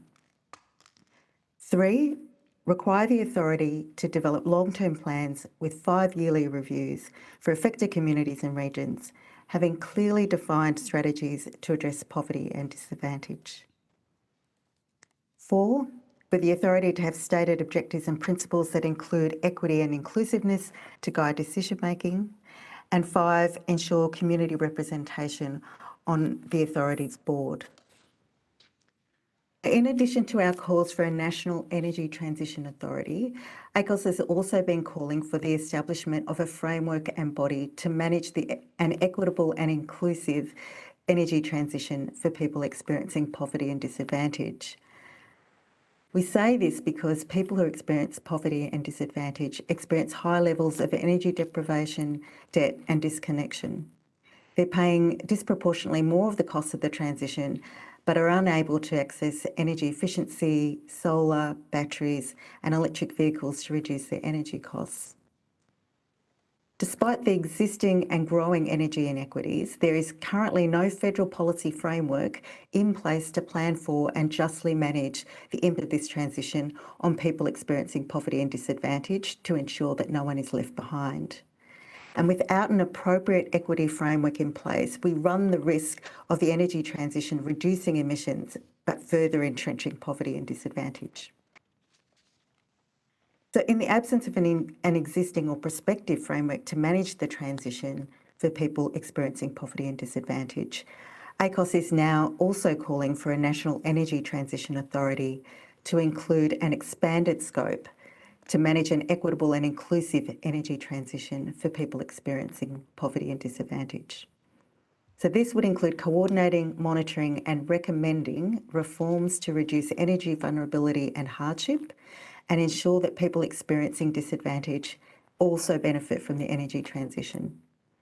We consider that an authority with this broader remit would build social trust, it'd contribute to reducing poverty and inequality and increase the effectiveness of climate action and also encourage higher levels of ambition.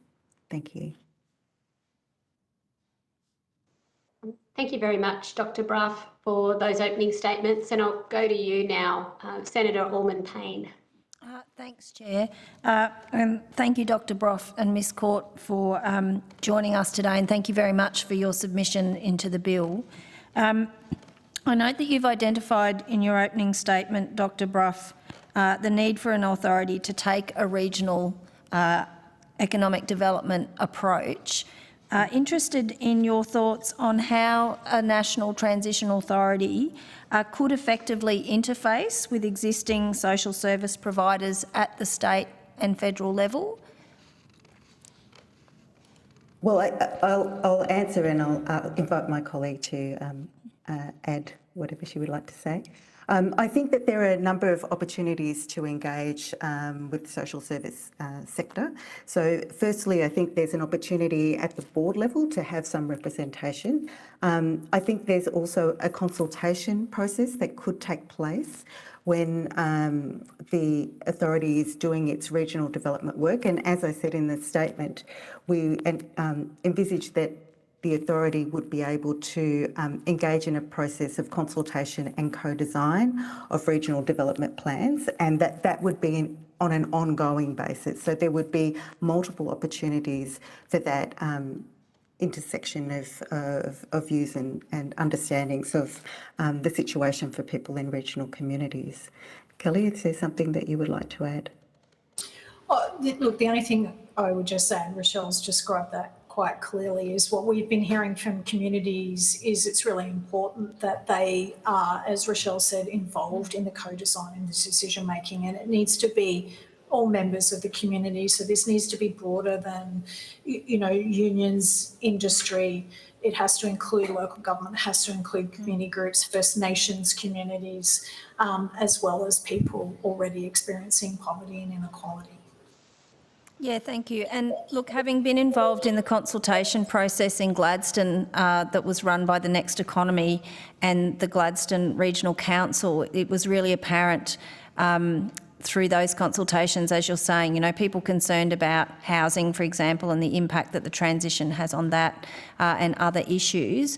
I guess what I wouldn't mind understanding is, do you think that the work should be done by a national authority interfacing directly with local orgs and state-based orgs, or would it, and communities, or is there a place, for example, for a regionally based authority, let's say, for example, a Central Queensland authority that has representation from the social services sector as well as industry and workers, and something similar at a state level then feeding up and down to and from a National Transition Authority? Or is what you're envisaging that there's direct consultation with the national body, with the various groups and organisations at the local level?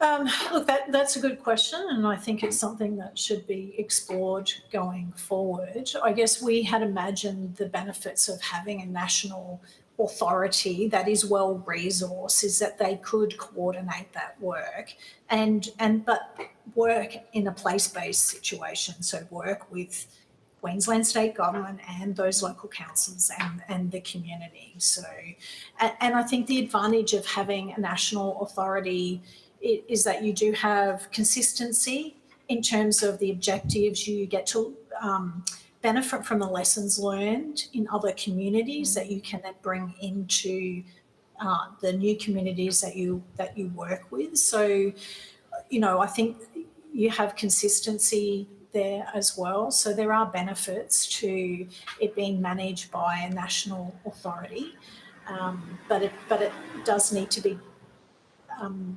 place-based. Yep, thank you. That's really useful. You talked about in the opening statement the view of ACOS that the authority should have an expanded scope. I'm just wondering, for the benefit of the committee, if you could share with us any insights that you have as to the social security needs in communities that are facing an energy transition, and particularly not just by workers in fossil fuel production and use, but by the broader communities around them, just so we get a real sense of the need. Yeah, certainly. I think, you know, there's 3 million people that currently live below the poverty line in Australia.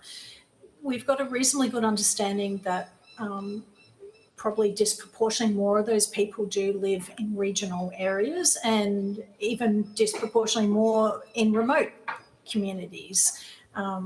First Nations communities who predominantly live in social housing that is inadequate in terms of its energy performance. For example, where there's low levels of employment, high health problems as well.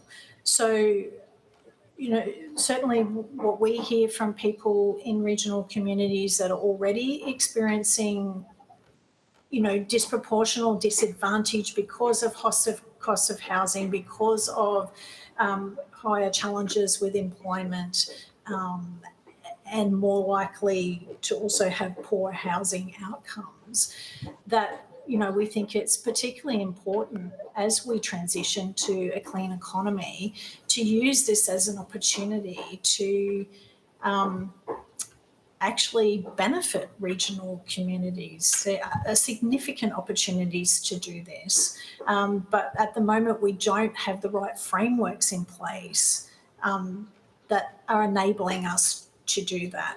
You know, ACOS absolutely supports a rapid transition to zero economy.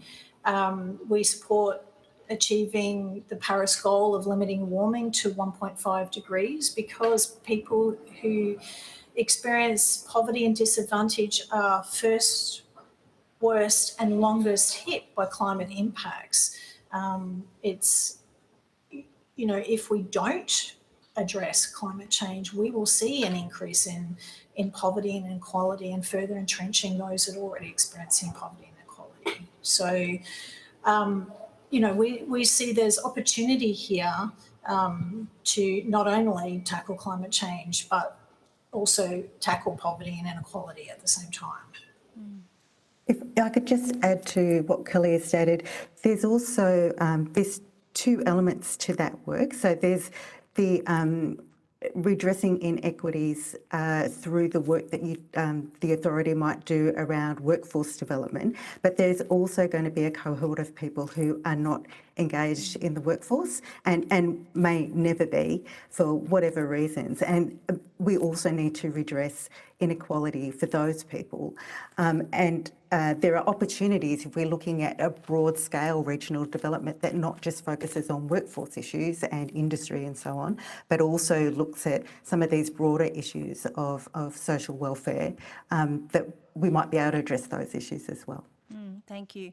And certainly from my experience, a really strong theme, for example, that came out of those Gladstone community consultations was a recognition that despite huge investment by industry and the billions of dollars that's generated in the past for that community, there have been large sectors in that community that have been left behind and never benefited from any of that. And so this is an opportunity to get it right this time.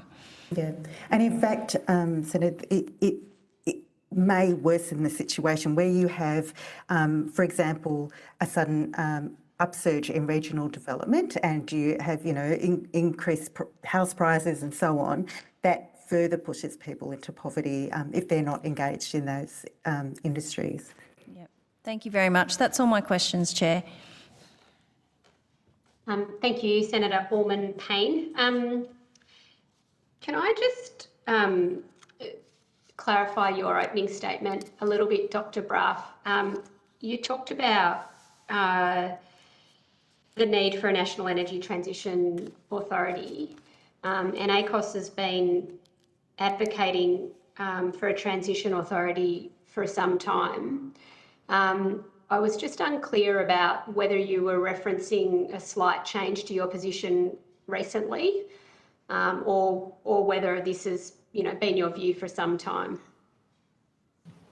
I'm happy to jump in there. So we certainly have supported the National Energy Transition Authority for many years now, and that for its focus to include workers and communities and people experiencing poverty and disadvantage within those communities. So that has been a long-standing position of ACOS, and we've supported the unions in that position and communities as well. What we're now adding to what we see as the scope of the authority is this potential for the authority to broaden its remit to coordinate, monitor and manage more broadly the transition for people on low income at a national level. And we're doing this now because we've effectively been calling for two frameworks and two bodies. One, to focus on workers and communities impacted in the transition, and another to focus on people on low income nationally. And what's becoming apparent is that there's an opportunity here that we could use the one authority to be doing both pieces of work. So if we're going to set up an independent authority, we're going to resource it adequately, that in fact we can be doing both. Does that answer the question? Yeah, it makes very good sense and clarifies my understanding of the opening statement. Thank you. So you make a number of recommendations in relation to the bill, and you say that you support the intent of a National Energy Transition Authority of some kind, and you've clarified your views on that. It seems that you're saying very clearly to the committee that any National Energy Transition Authority needs an equity framework of the kind that you're describing, which extends focus to perhaps people who are not working as in part of the declining industries or the communities affected, but may be living on other forms of income, for example. Is it your view that sort of further consultation and further changes would be needed to this bill in order to support it? So in other words, would you support it passing as it's currently constructed, or do you think there should be further consultation and further changes before it's considered? Yes, we would certainly encourage the Greens to look at some amendments, and my understanding is that part of the purpose of this inquiry is to listen to the community and others and to consider that feedback and to make amendments to the bill accordingly. And we certainly appreciate the Greens taking that approach. It can be challenging for a minor party to be consulting on a broad level with limited resources, and the Senate committee offers that opportunity to be able to do that. Yes, of course. Thank you very much for those comments. Have you had any engagement with the Net Zero Economy Task Force on your ideas about the equity sort of framework and your broader ideas, and could you describe that to us? Yeah, we've certainly spoken with Amanda and Next Economy, particularly around this notion that equity inclusiveness should be within the framework of the National Transition Authority, that the regional development plans must also include people experiencing poverty and inequality, and certainly the Next Economy Network are very supportive of that. We're having early conversations with them and others about broadening the scope of the authority to also have that more broader national remit as well. Sorry, Senator, are you referring to the Net Zero Task Force? Yeah. So we've also met with the Net Zero Task Force and spoken about this. That was an early meeting that we had at the end of last year. And we certainly spoke about the issues for a National Energy Transition Authority to have included in its scope a focus on people experiencing poverty and inequality. We have since sought another meeting with them, which we are in the process of setting up this week, to talk further about our expanded view of what the authority could look like. So hopefully that conversation will happen this week, and they're aware that we're speaking with you today. My apologies, Senator. I misheard. Yes. That's okay. I may not have read, I may not have said the full name accurately, but yes. No, that's okay.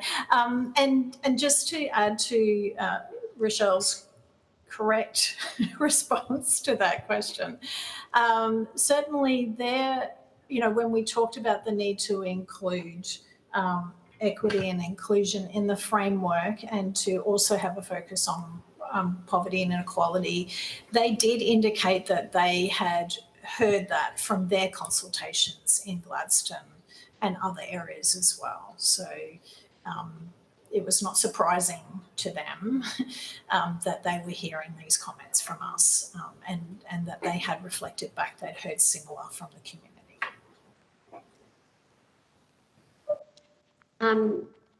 Thank you very much. I think unless senators have any further questions, I think that concludes the questions that we have for ACOS. So thank you very much for your submission and all the evidence that you've given to us today. We very much appreciate it. I don't think you took any questions on notice, but if you did, they need to be responded to by Friday, the 10th of March. And we'd ask that you now disconnect from the video conference. If you'd like to continue to follow along, we'll be on the Parliament live stream. And again, thank you very much for your evidence today. Okay, thank you. Thank you for the opportunity. Thank you.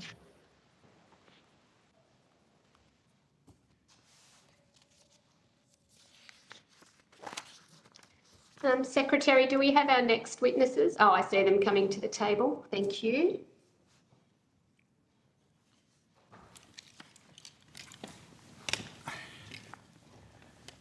I now welcome the representatives from the Net Zero Economy Task Force, Ms Karen Crosthwaite and Mr James Chisholm. I understand that information on parliamentary privilege and the protection of witnesses giving evidence to Senate committees has been provided to you. For the Hansard record, would you please state your full names and the capacity in which you appear today? Good morning, Senators. My name is James Chisholm. I'm the Deputy Secretary for the Net Zero Economy Task Force in the Department of Prime Minister and Cabinet. And Karen Crosthwaite, First Assistant Secretary of the Net Zero Economy Task Force in the Department of Prime Minister and Cabinet. Okay, thank you both very much for being there for us today. Did you have an opening statement, or would you prefer senators just go straight to questions? So, Senator, if it helps the committee, we do have a few remarks that we can share with you just to give you a sense of the scope of the work and what we've been doing that might be quite helpful. And then we're very happy to we can give you all the time in the world with any questions that you might have. So the Net Zero Economy Task Force was established in the budget last year, and it's based in the Department of Prime Minister and Cabinet, drawing in officials from across different agencies. And this is quite important because the work of the task force is very much focused on multiple portfolios, and we can step through that in a little bit more detail as well. And the objective of the task force, in terms of why it was established, is the government is very keen to receive advice from us on how it can best support regional communities that are dealing with the impacts of the transition to net zero, and in particular the issues associated with decarbonisation and impacts on different industries. So in particular, that includes consideration of the potential role of a function within government that is focused specifically on transition and how to drive and best support that. So we've been consulting very widely on this exercise. It's included a number of visits to different regional communities that we would see as very much at the forefront of the transition. And to date, the task force has visited seven to eight regions, with plans to visit more, and consulted with over 80 different stakeholders and stakeholder groups. The regions visited to date include the Hunter Valley, Gladstone and Central Queensland, the Latrobe Valley, Collie in Western Australia, Lithgow and the Illawarra, and Whyalla. And we have visits to the Pilbara and Tasmania scheduled as well. It's been really helpful to read the submissions to this inquiry, and we're really watching with keen interest how this process develops. There's obviously very strong overlap with the work that the task force is doing. And we've been really pleased to see the participation of a number of the stakeholder groups that we've also spoken to in this process. A couple of key takeaways in that context that are worth sharing with you. Every region that we have visited is really unique in terms of the circumstances it faces, the challenges, the opportunities, and the way people are organising themselves in those communities, and different views on how the transition should be managed and supported. And there are differing levels of readiness associated with that too. And a lot of that reflects the profile of those communities in terms of different types of mining or different forms of energy generation and future prospects for different industries. Despite those differences though, there is a commonly held view that the Commonwealth has a really important role to play here, with the issue of regional economic transition associated with decarbonisation being in the forefront of people's minds. What people are saying to us is that they want better coordinated government services and gearing that around a clear strategy associated with regional transformation. So in addition to that focus on coordination of support and services, we're also very focused on how to design a framework that supports that, that's place-based, that is reflective of the views and the needs of those communities, as opposed to something that is just imposed from above. So, and on that front too, we're really pleased to say the engagement with state and local government has been excellent. The states have been incredibly generous with their time and their keenness in working with the Commonwealth on this issue, as well as the communities themselves. So on that issue of collaboration between governments, there were a couple of discussions at National Cabinet that touch on this. On the 31st of August last year, National Cabinet agreed on the importance of delivering nationally significant transmission projects and supporting regional communities and workforces associated with that. And in December last year, National Cabinet agreed to a set of national transformation principles that capture the commitment of different levels of government in working together, specifically on this issue of transformation of regions associated with decarbonisation. So at a Commonwealth level, as we mentioned earlier, coordination really is key. Aligning investments and services at a Commonwealth level so that the sum of the parts helps to produce the desired transformation that communities are looking for. And of interest to this committee is that many stakeholders have called for the need for some sort of body or entity to help drive that. The principles that have been pointed to include the importance of leadership and convening power.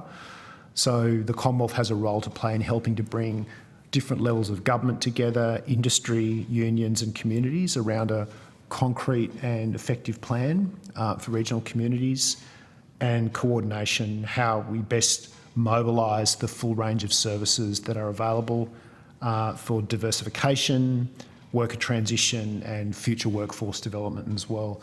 And there are a lot of other programs and policies being designed and rolled out in agencies that we're taking a keen interest in that will touch on that work too.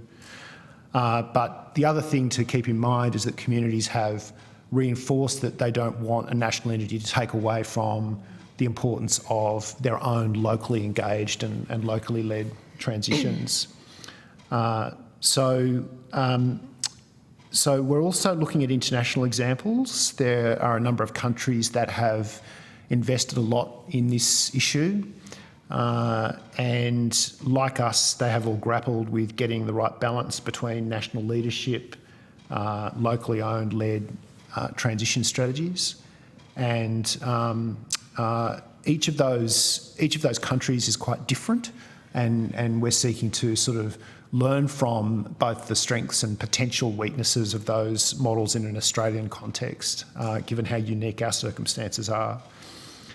So our plan is to provide advice to government in the lead up to the budget, as part of the budget process, and decisions and potential announcements obviously will be a matter for government to decide. We'll provide our advice. We're delighted to be here today and very happy to assist with any questions that you might have. Thank you very much, Mr Chisholm, for that opening statement. And you may not have left too many questions to be asked by senators because that was quite comprehensive. But Senator Allman-Payne, you've got the call. Thanks, Chair. And I'm aware of the fact that some of these questions might actually end up being questions on notice. But so you alluded at the beginning of your statement to the fact that you've been working across departments and agencies. Just wondering if you could tell us what Commonwealth departments and agencies are represented in the task force? Yeah, so I'll do my best to do that from memory, and I'll ask Ms Crosswaite to cover off on any gaps. So we have staff from the Department of Industry, Science and Resources. We have staff from Department of Climate Change, Environment, Water, Energy. We have staff from Treasury, staff from the Department of Finance. There's obviously some staff who came from within Prime Minister and Cabinet itself. And we have staff from Education or Workplace Relations. Employment and Workplace Relations. Workplace Relations. And also Jobs and Skills Australia. Yeah. Department of Agriculture, which is me. And that may be it. And Prime Minister and Cabinet. Yeah. Okay. We haven't said that.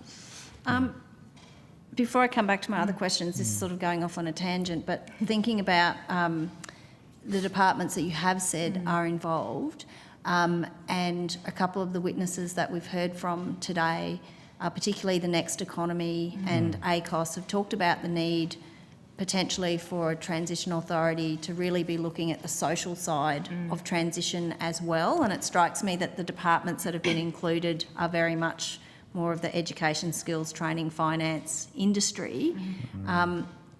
Interested to know whether there was any thinking behind not including those departments. So that's part A. Part B is, in the consultations that you've had with communities, has it come through in those consultations that people really want to also see the social side of the transition managed as well, rather than just workforce and industry. And I say that as someone who lives in Gladstone, who knows that the Gladstone community talks a lot about the community needing to benefit as I might much take the as first part of the question and I'll ask Ms Crosswaite to help with the second. With the membership of the task force, we took a all-inclusive approach to nominations from agencies. So from recollection, in fact, we pretty much went to every agency to seek nominations. And then went through a process of identifying people who would be available to be on the task force. And it remains the case that we have that open and inclusive approach to membership. So we didn't actually design to exclude particular agencies, but it was often a reflection of people who were nominating to be on the task force. Does that suggest maybe that there's, down the track, there's a bit of an educative function to happen as well, to get people in departments and communities to understand that it really is broader than just industry? Because I'm also thinking, for example, that, you know, First Nations isn't directly represented through a department either. So there's probably scope to include others. Senator, what Mr Chisholm probably isn't aware of or has not remembered is that we, and I didn't remember until he was talking, we do have a representative from the Department of Social Services, one of our directors, and a representative from the Department of Health, and also from Department of Defence, which is another place. But to further answer your question about what we've been hearing from stakeholders, absolutely. The conversations we have might start with worker transition, but they invariably end up in places like the need for sufficient high-quality housing stock in a community, access to education for the families of workers, the way that communities talk about transition when they're talking to us is not just limited to those economic and industrial and technical types of ways, which has been probably one of the delightful parts of going and visiting communities and talking to them about this work. They really have been very genuinely open about the things that are the challenges. And we acknowledge that in order for a transition in a community to be as smooth and effective as possible, you do need to be looking at those other levers. So yeah, we absolutely support what you've just said. Has health come up in those conversations too? Because I know, for example, when I've spoken to industry in Gladstone, they've talked about the fact that, like we have our maternity units on bypass at the moment. That is actually impacting their ability to recruit people into the community because families don't want to come if they can't access those services. Has that come up too? That has come up. That exact example came up in Gladstone.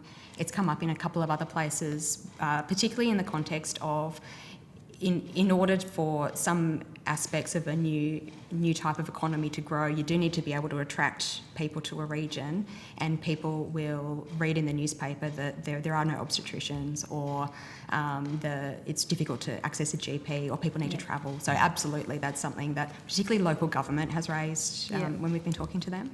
Yeah, thank you. So back to the sort of more straight questions rather than the tangent, but thank you for answering them. Keen to know, and I think this is probably a question on notice because you've told us you've done some broad consulting and you've had up to 80 stakeholders. So keen to know who has been part of the consultation process, which companies, which unions, and whether it's possible for you to provide a list of all bodies that have been consulted with the meeting date and the meeting dates that they happened. Yeah, I'm happy to take that on notice. Senator, we can assist you with that. I mean, we can talk in broad terms about some of the organisations we've spoken to, but yeah, given the length, it's probably best that we come back on those. But yeah, in terms of unions, we've had quite close engagement with the union movement. So obviously the Mining and Energy Union has been a really important stakeholder in this exercise. So we've met with them on a number of occasions, and they've been a very active participant.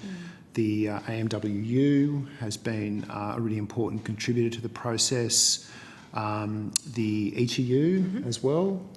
I mean, the ACTU more broadly has been quite involved in this exercise in terms of providing views, and we've met with them on a couple of occasions as well. So this is an issue that is very close to the heart of the union movement, and something which we have really valued from their thinking on this, because even prior to this task force being established, they've actually done a lot of thinking on not just what might work in an Australian context, but the international examples too. So I don't know, Karen, if you want to add to that. Yeah, but we've made a point in the places we've been to try and meet with local union representatives as well as at the national level. So the only ones I would add to what Mr Chisholm's just said is the AWU and also the ASU. They represent a lot of workers in the coal mines.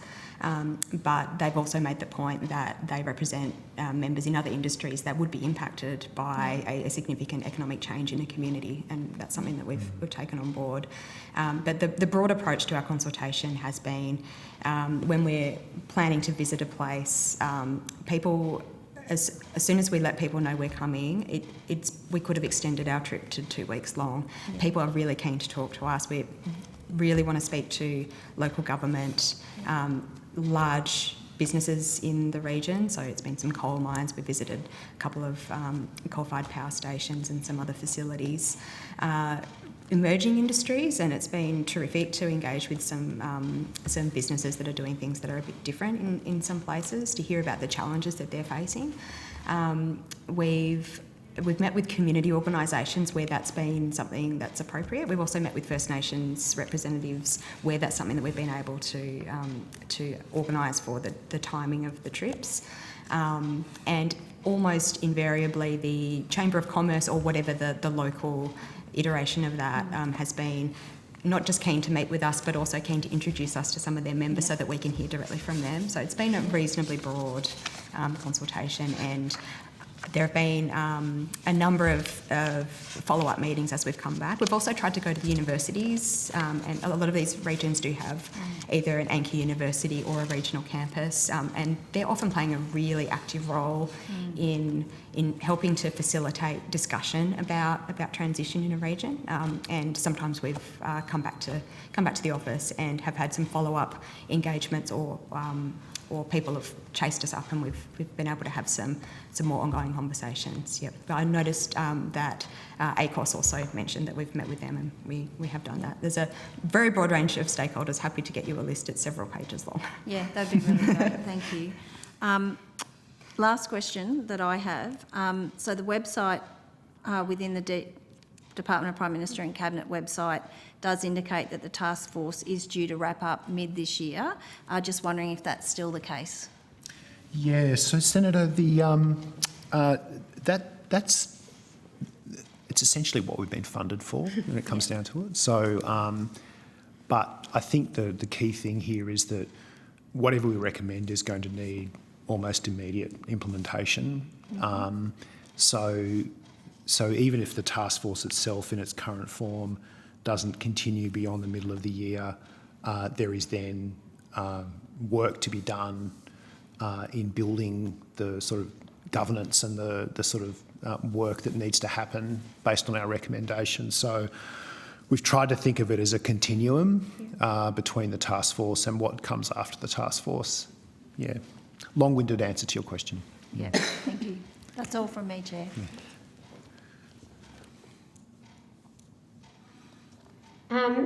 Thank you very much, Senator Allman-Payne.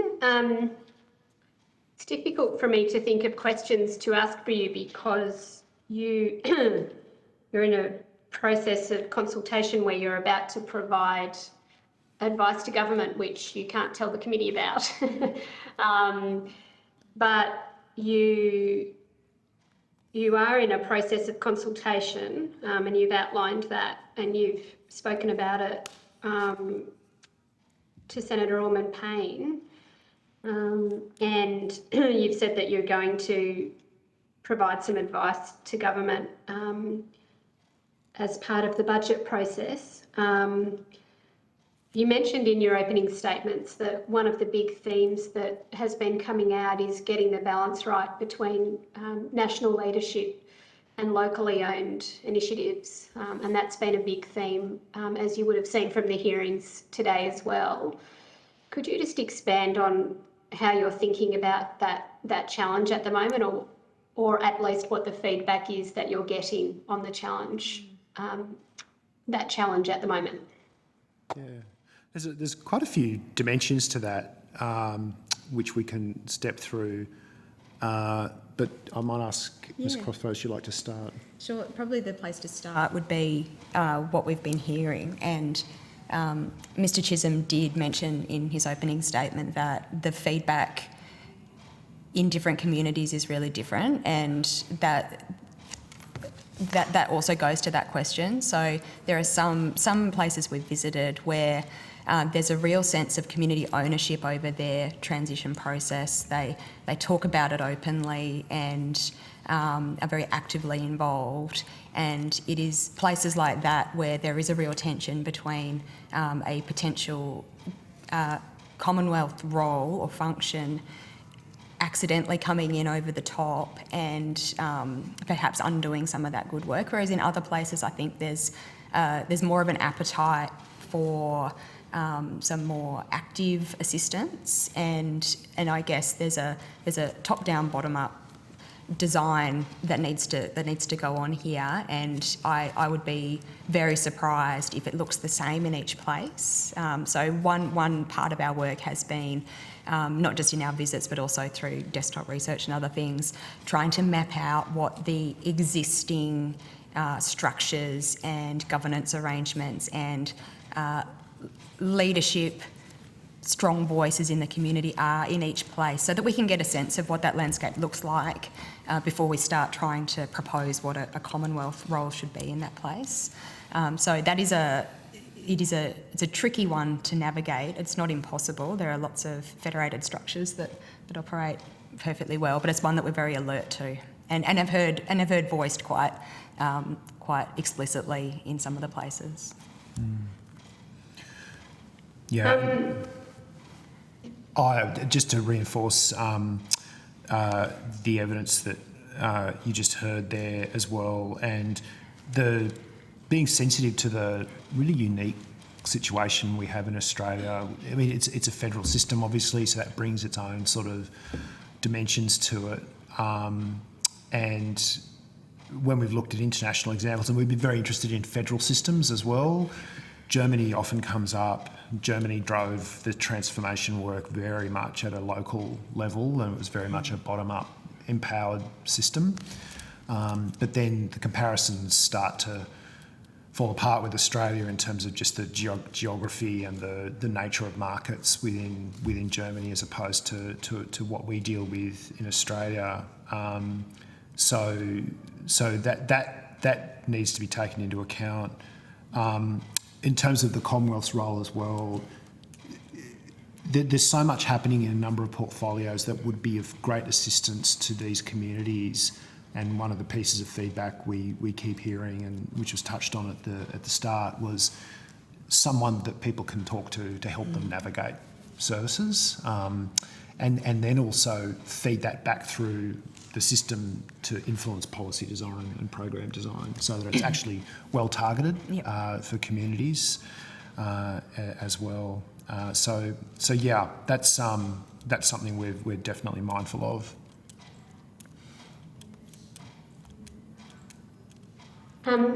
Thank you. I think Senator Stewart may have a question. I've got a couple more too, but Senator Stewart. Thank you. Just interested in particular in the if you've done any work in Victoria engaging with traditional owners. In Victoria? Yeah.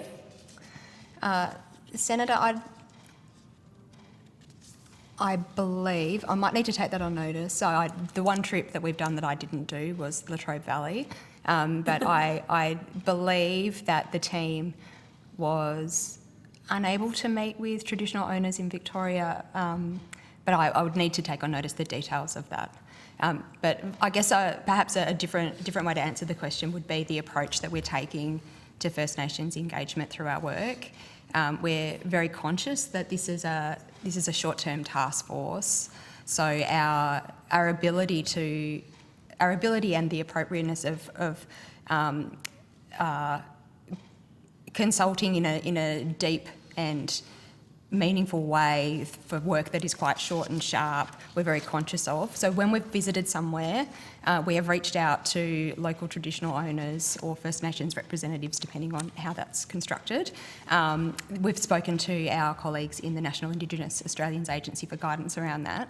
And where possible, we've met with them when we've been there. And if that hasn't been possible, then we have sought meetings afterwards, and that's certainly something that has happened in at least one region, where I'm going back to meet with traditional owners, having had a bit more time for that relationship to play itself out. But I'll take your question on notice around Victoria specifically. Yeah, and so for my mind, just because it's quick doesn't mean that's a reason to skip traditional owner engagement. Yep. It's absolutely fundamental to everything we're doing, especially in the year of voice, that we're making sure they're at the table for these types of conversations too. Yeah. The conversations that I've had with traditional owners, they really want to be a part of the transition solutions for workforces, especially in the regions. So I'm quite surprised that there hasn't been any conversations with them. Yeah, sorry, Senator. I'm sorry to jump in, but I think just to reinforce what Ms Crosswaite said, we have reached out to traditional owners in all the regions we've visited. Unfortunately, the timing didn't line up with the visits for some of them, and where we've had follow-up engagement, we've definitely done that. And in fact, we are going back to one region in particular where there's a keenness to sit down and talk through the issues. So it is definitely the case that it's been a first order priority for the task force to reach out to First Nations and traditional owners groups. And my apologies, Senator, that the part of the answer that I didn't finish, because I didn't, was that what we are really keen to do is ensure that when the enduring Commonwealth function for supporting transition is established, that it does have First Nations engagement as a key part of the way that it is going about its place-based work. So we're building that into our thinking of what if there is an entity that will have this function going forward, one of its roles will be that. Yeah, and is it beyond just engagement? Do they have a seat at the table, or is that just a word that you're using? Because I suppose what I'm hearing from traditional owners is that they don't just want to be engaged around stuff; they actually want to be at the table and be a part of the discussions that lead to the decisions. Yep. Is that in the conversations that you're having? Senator, that is what I have heard. Right. Yes, that is absolutely what I have heard. Yeah, sorry, when you say engagement, for me that means like you just go and chat to them, but they're not actually involved in the rest of the conversations. So I'm really glad to hear that's what's happening. And then are you able to, sorry Chair, just one final question. Are you able to just talk to broadly the themes that you're hearing from your First Nations engagements that you've done so far? Yeah, certainly. As you've mentioned, Senator, a keenness to be involved in the conversations about transition, but also in the economic and jobs opportunities that might come from the new economic invigoration that a community could experience, and some frustration around the ability for First Nations people to be able to know about or access those opportunities, largely due to some of the structural barriers that the labour market and the way that jobs happen already exists. So some of those conversations have been around the need for us to not do things the same way as they've always been done, around jobs programs and that type of thing. One of the other things that's worth just mentioning is that the National Transformation Principles that National Cabinet agreed to include the need for genuine partnerships with First Nations communities. So that's definitely, we see that as very much part of the remit of this work, that it's, as you say, Senator, it's not good enough just to talk to communities and then just leave it at that. What is then built from that needs to be a genuine partnership. Designed... sorry, I'll let you finish. Just designed in designed with those communities at the table, as you put it. Yep, and in an ongoing way that keeps them at the table. There's so many opportunities from it. I'm certainly keen to make sure that Victorian traditional owners don't get left behind as a part of the national conversation too. Yeah. That's it for me, Chair. Thank you, Senator Stewart. Just a couple of final questions from me. You mentioned in your opening statement that there are other policies and programs which will aid in the work, and we've had some discussion today about the importance of the Powering Regions Fund and the National Reconstruction Fund. Is it within your remit to be sort of thinking about how any sort of coordinating function in government might interact with some of those other policies and places where work is being done, and what are you seeing as the opportunities there? That is a great question, Senator, because it's very much relevant to the work of the task force, in the sense that if you take even some of those examples you mentioned, the National Reconstruction Fund, you're talking about a $15 billion fund that is designed to help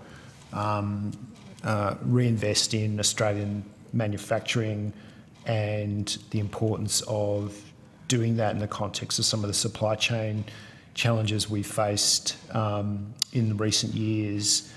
And the sort of industries that have been talked about in the context of the NRF are of close interest to the communities that we talk to in the facing decarbonisation. And so what we're seeking to do is find ways in which we can help work with those initiatives to ensure that they are targeted where it's appropriate and according to the sort of obviously the independent decision-making process of the board, or the decision maker is well targeted to the communities who have a lot to offer and who would benefit from those sorts of initiatives. Similarly, the energy-specific ones that you talked about, a number of the big renewable energy projects, the transmission rollout that needs to happen to support those projects take place in regional communities. And then you have the same thing in the context of some of the other programs and funds and frameworks that relate to this, like the industry transition framework.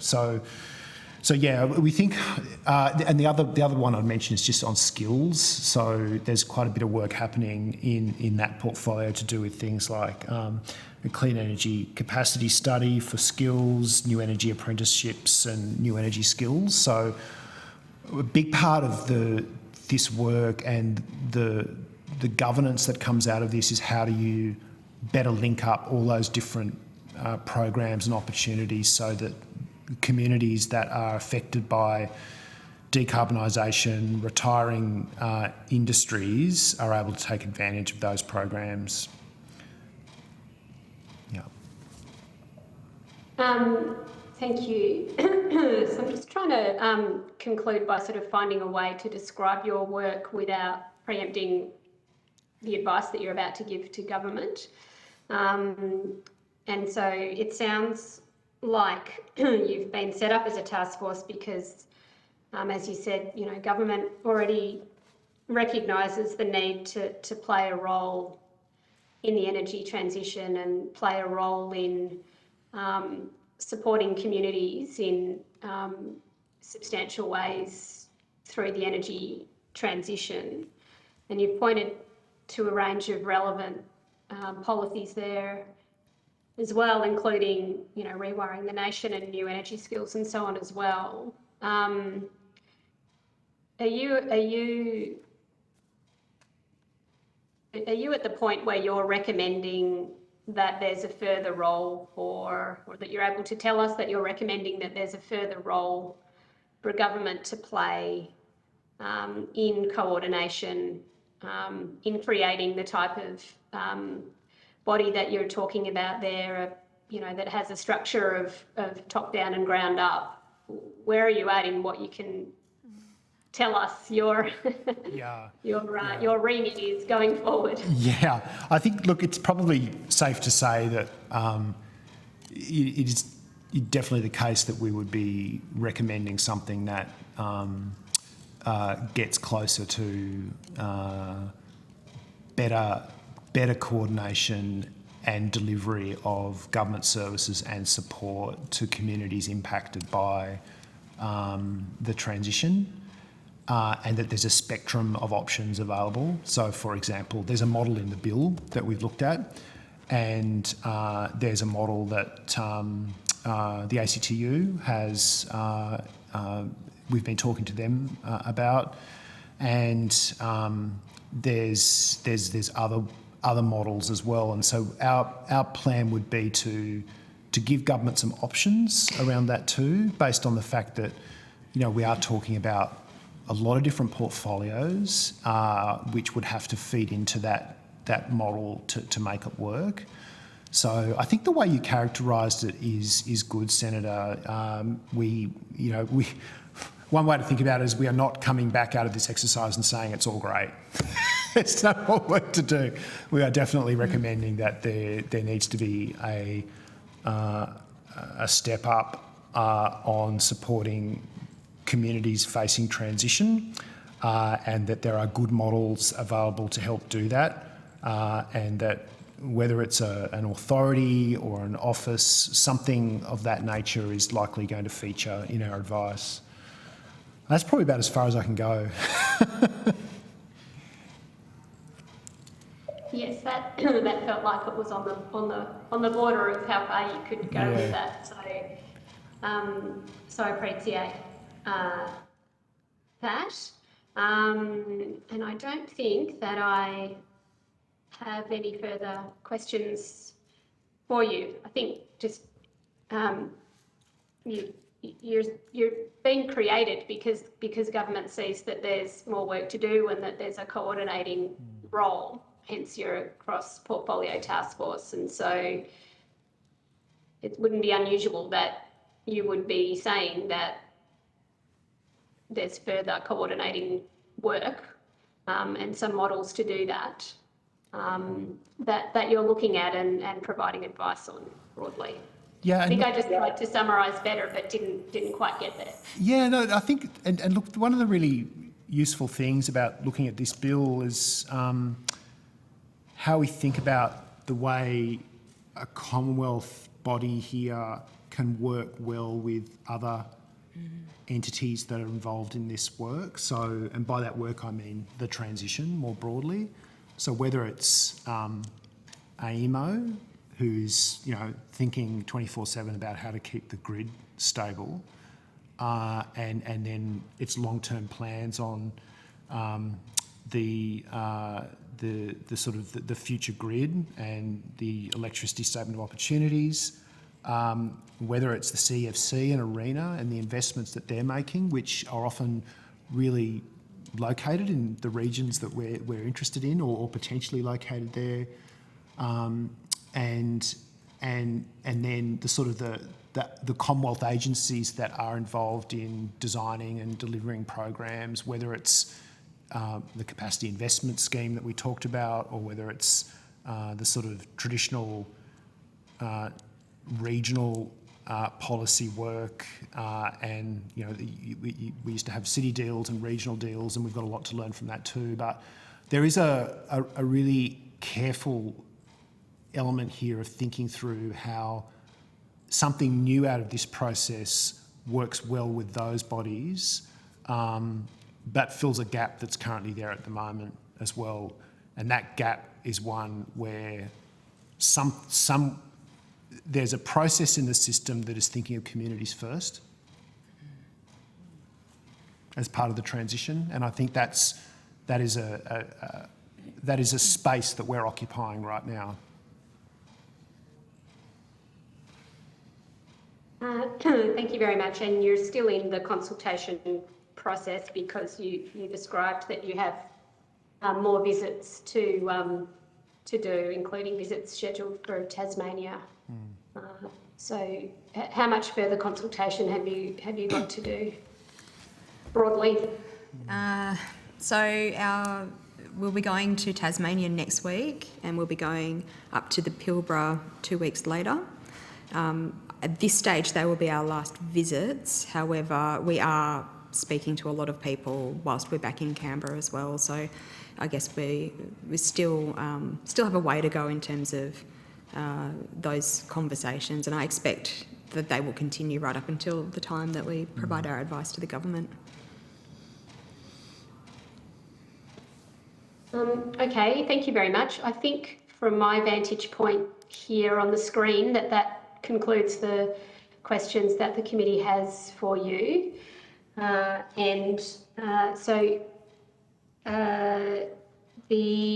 questions on notice taken today, we request that you would respond to them by Friday, the 10th of March. We thank you very much, Ms Crosthwaite and Mr Chisholm, for coming to our committee today and providing us with your evidence. We wish you very well, and that concludes today's hearing.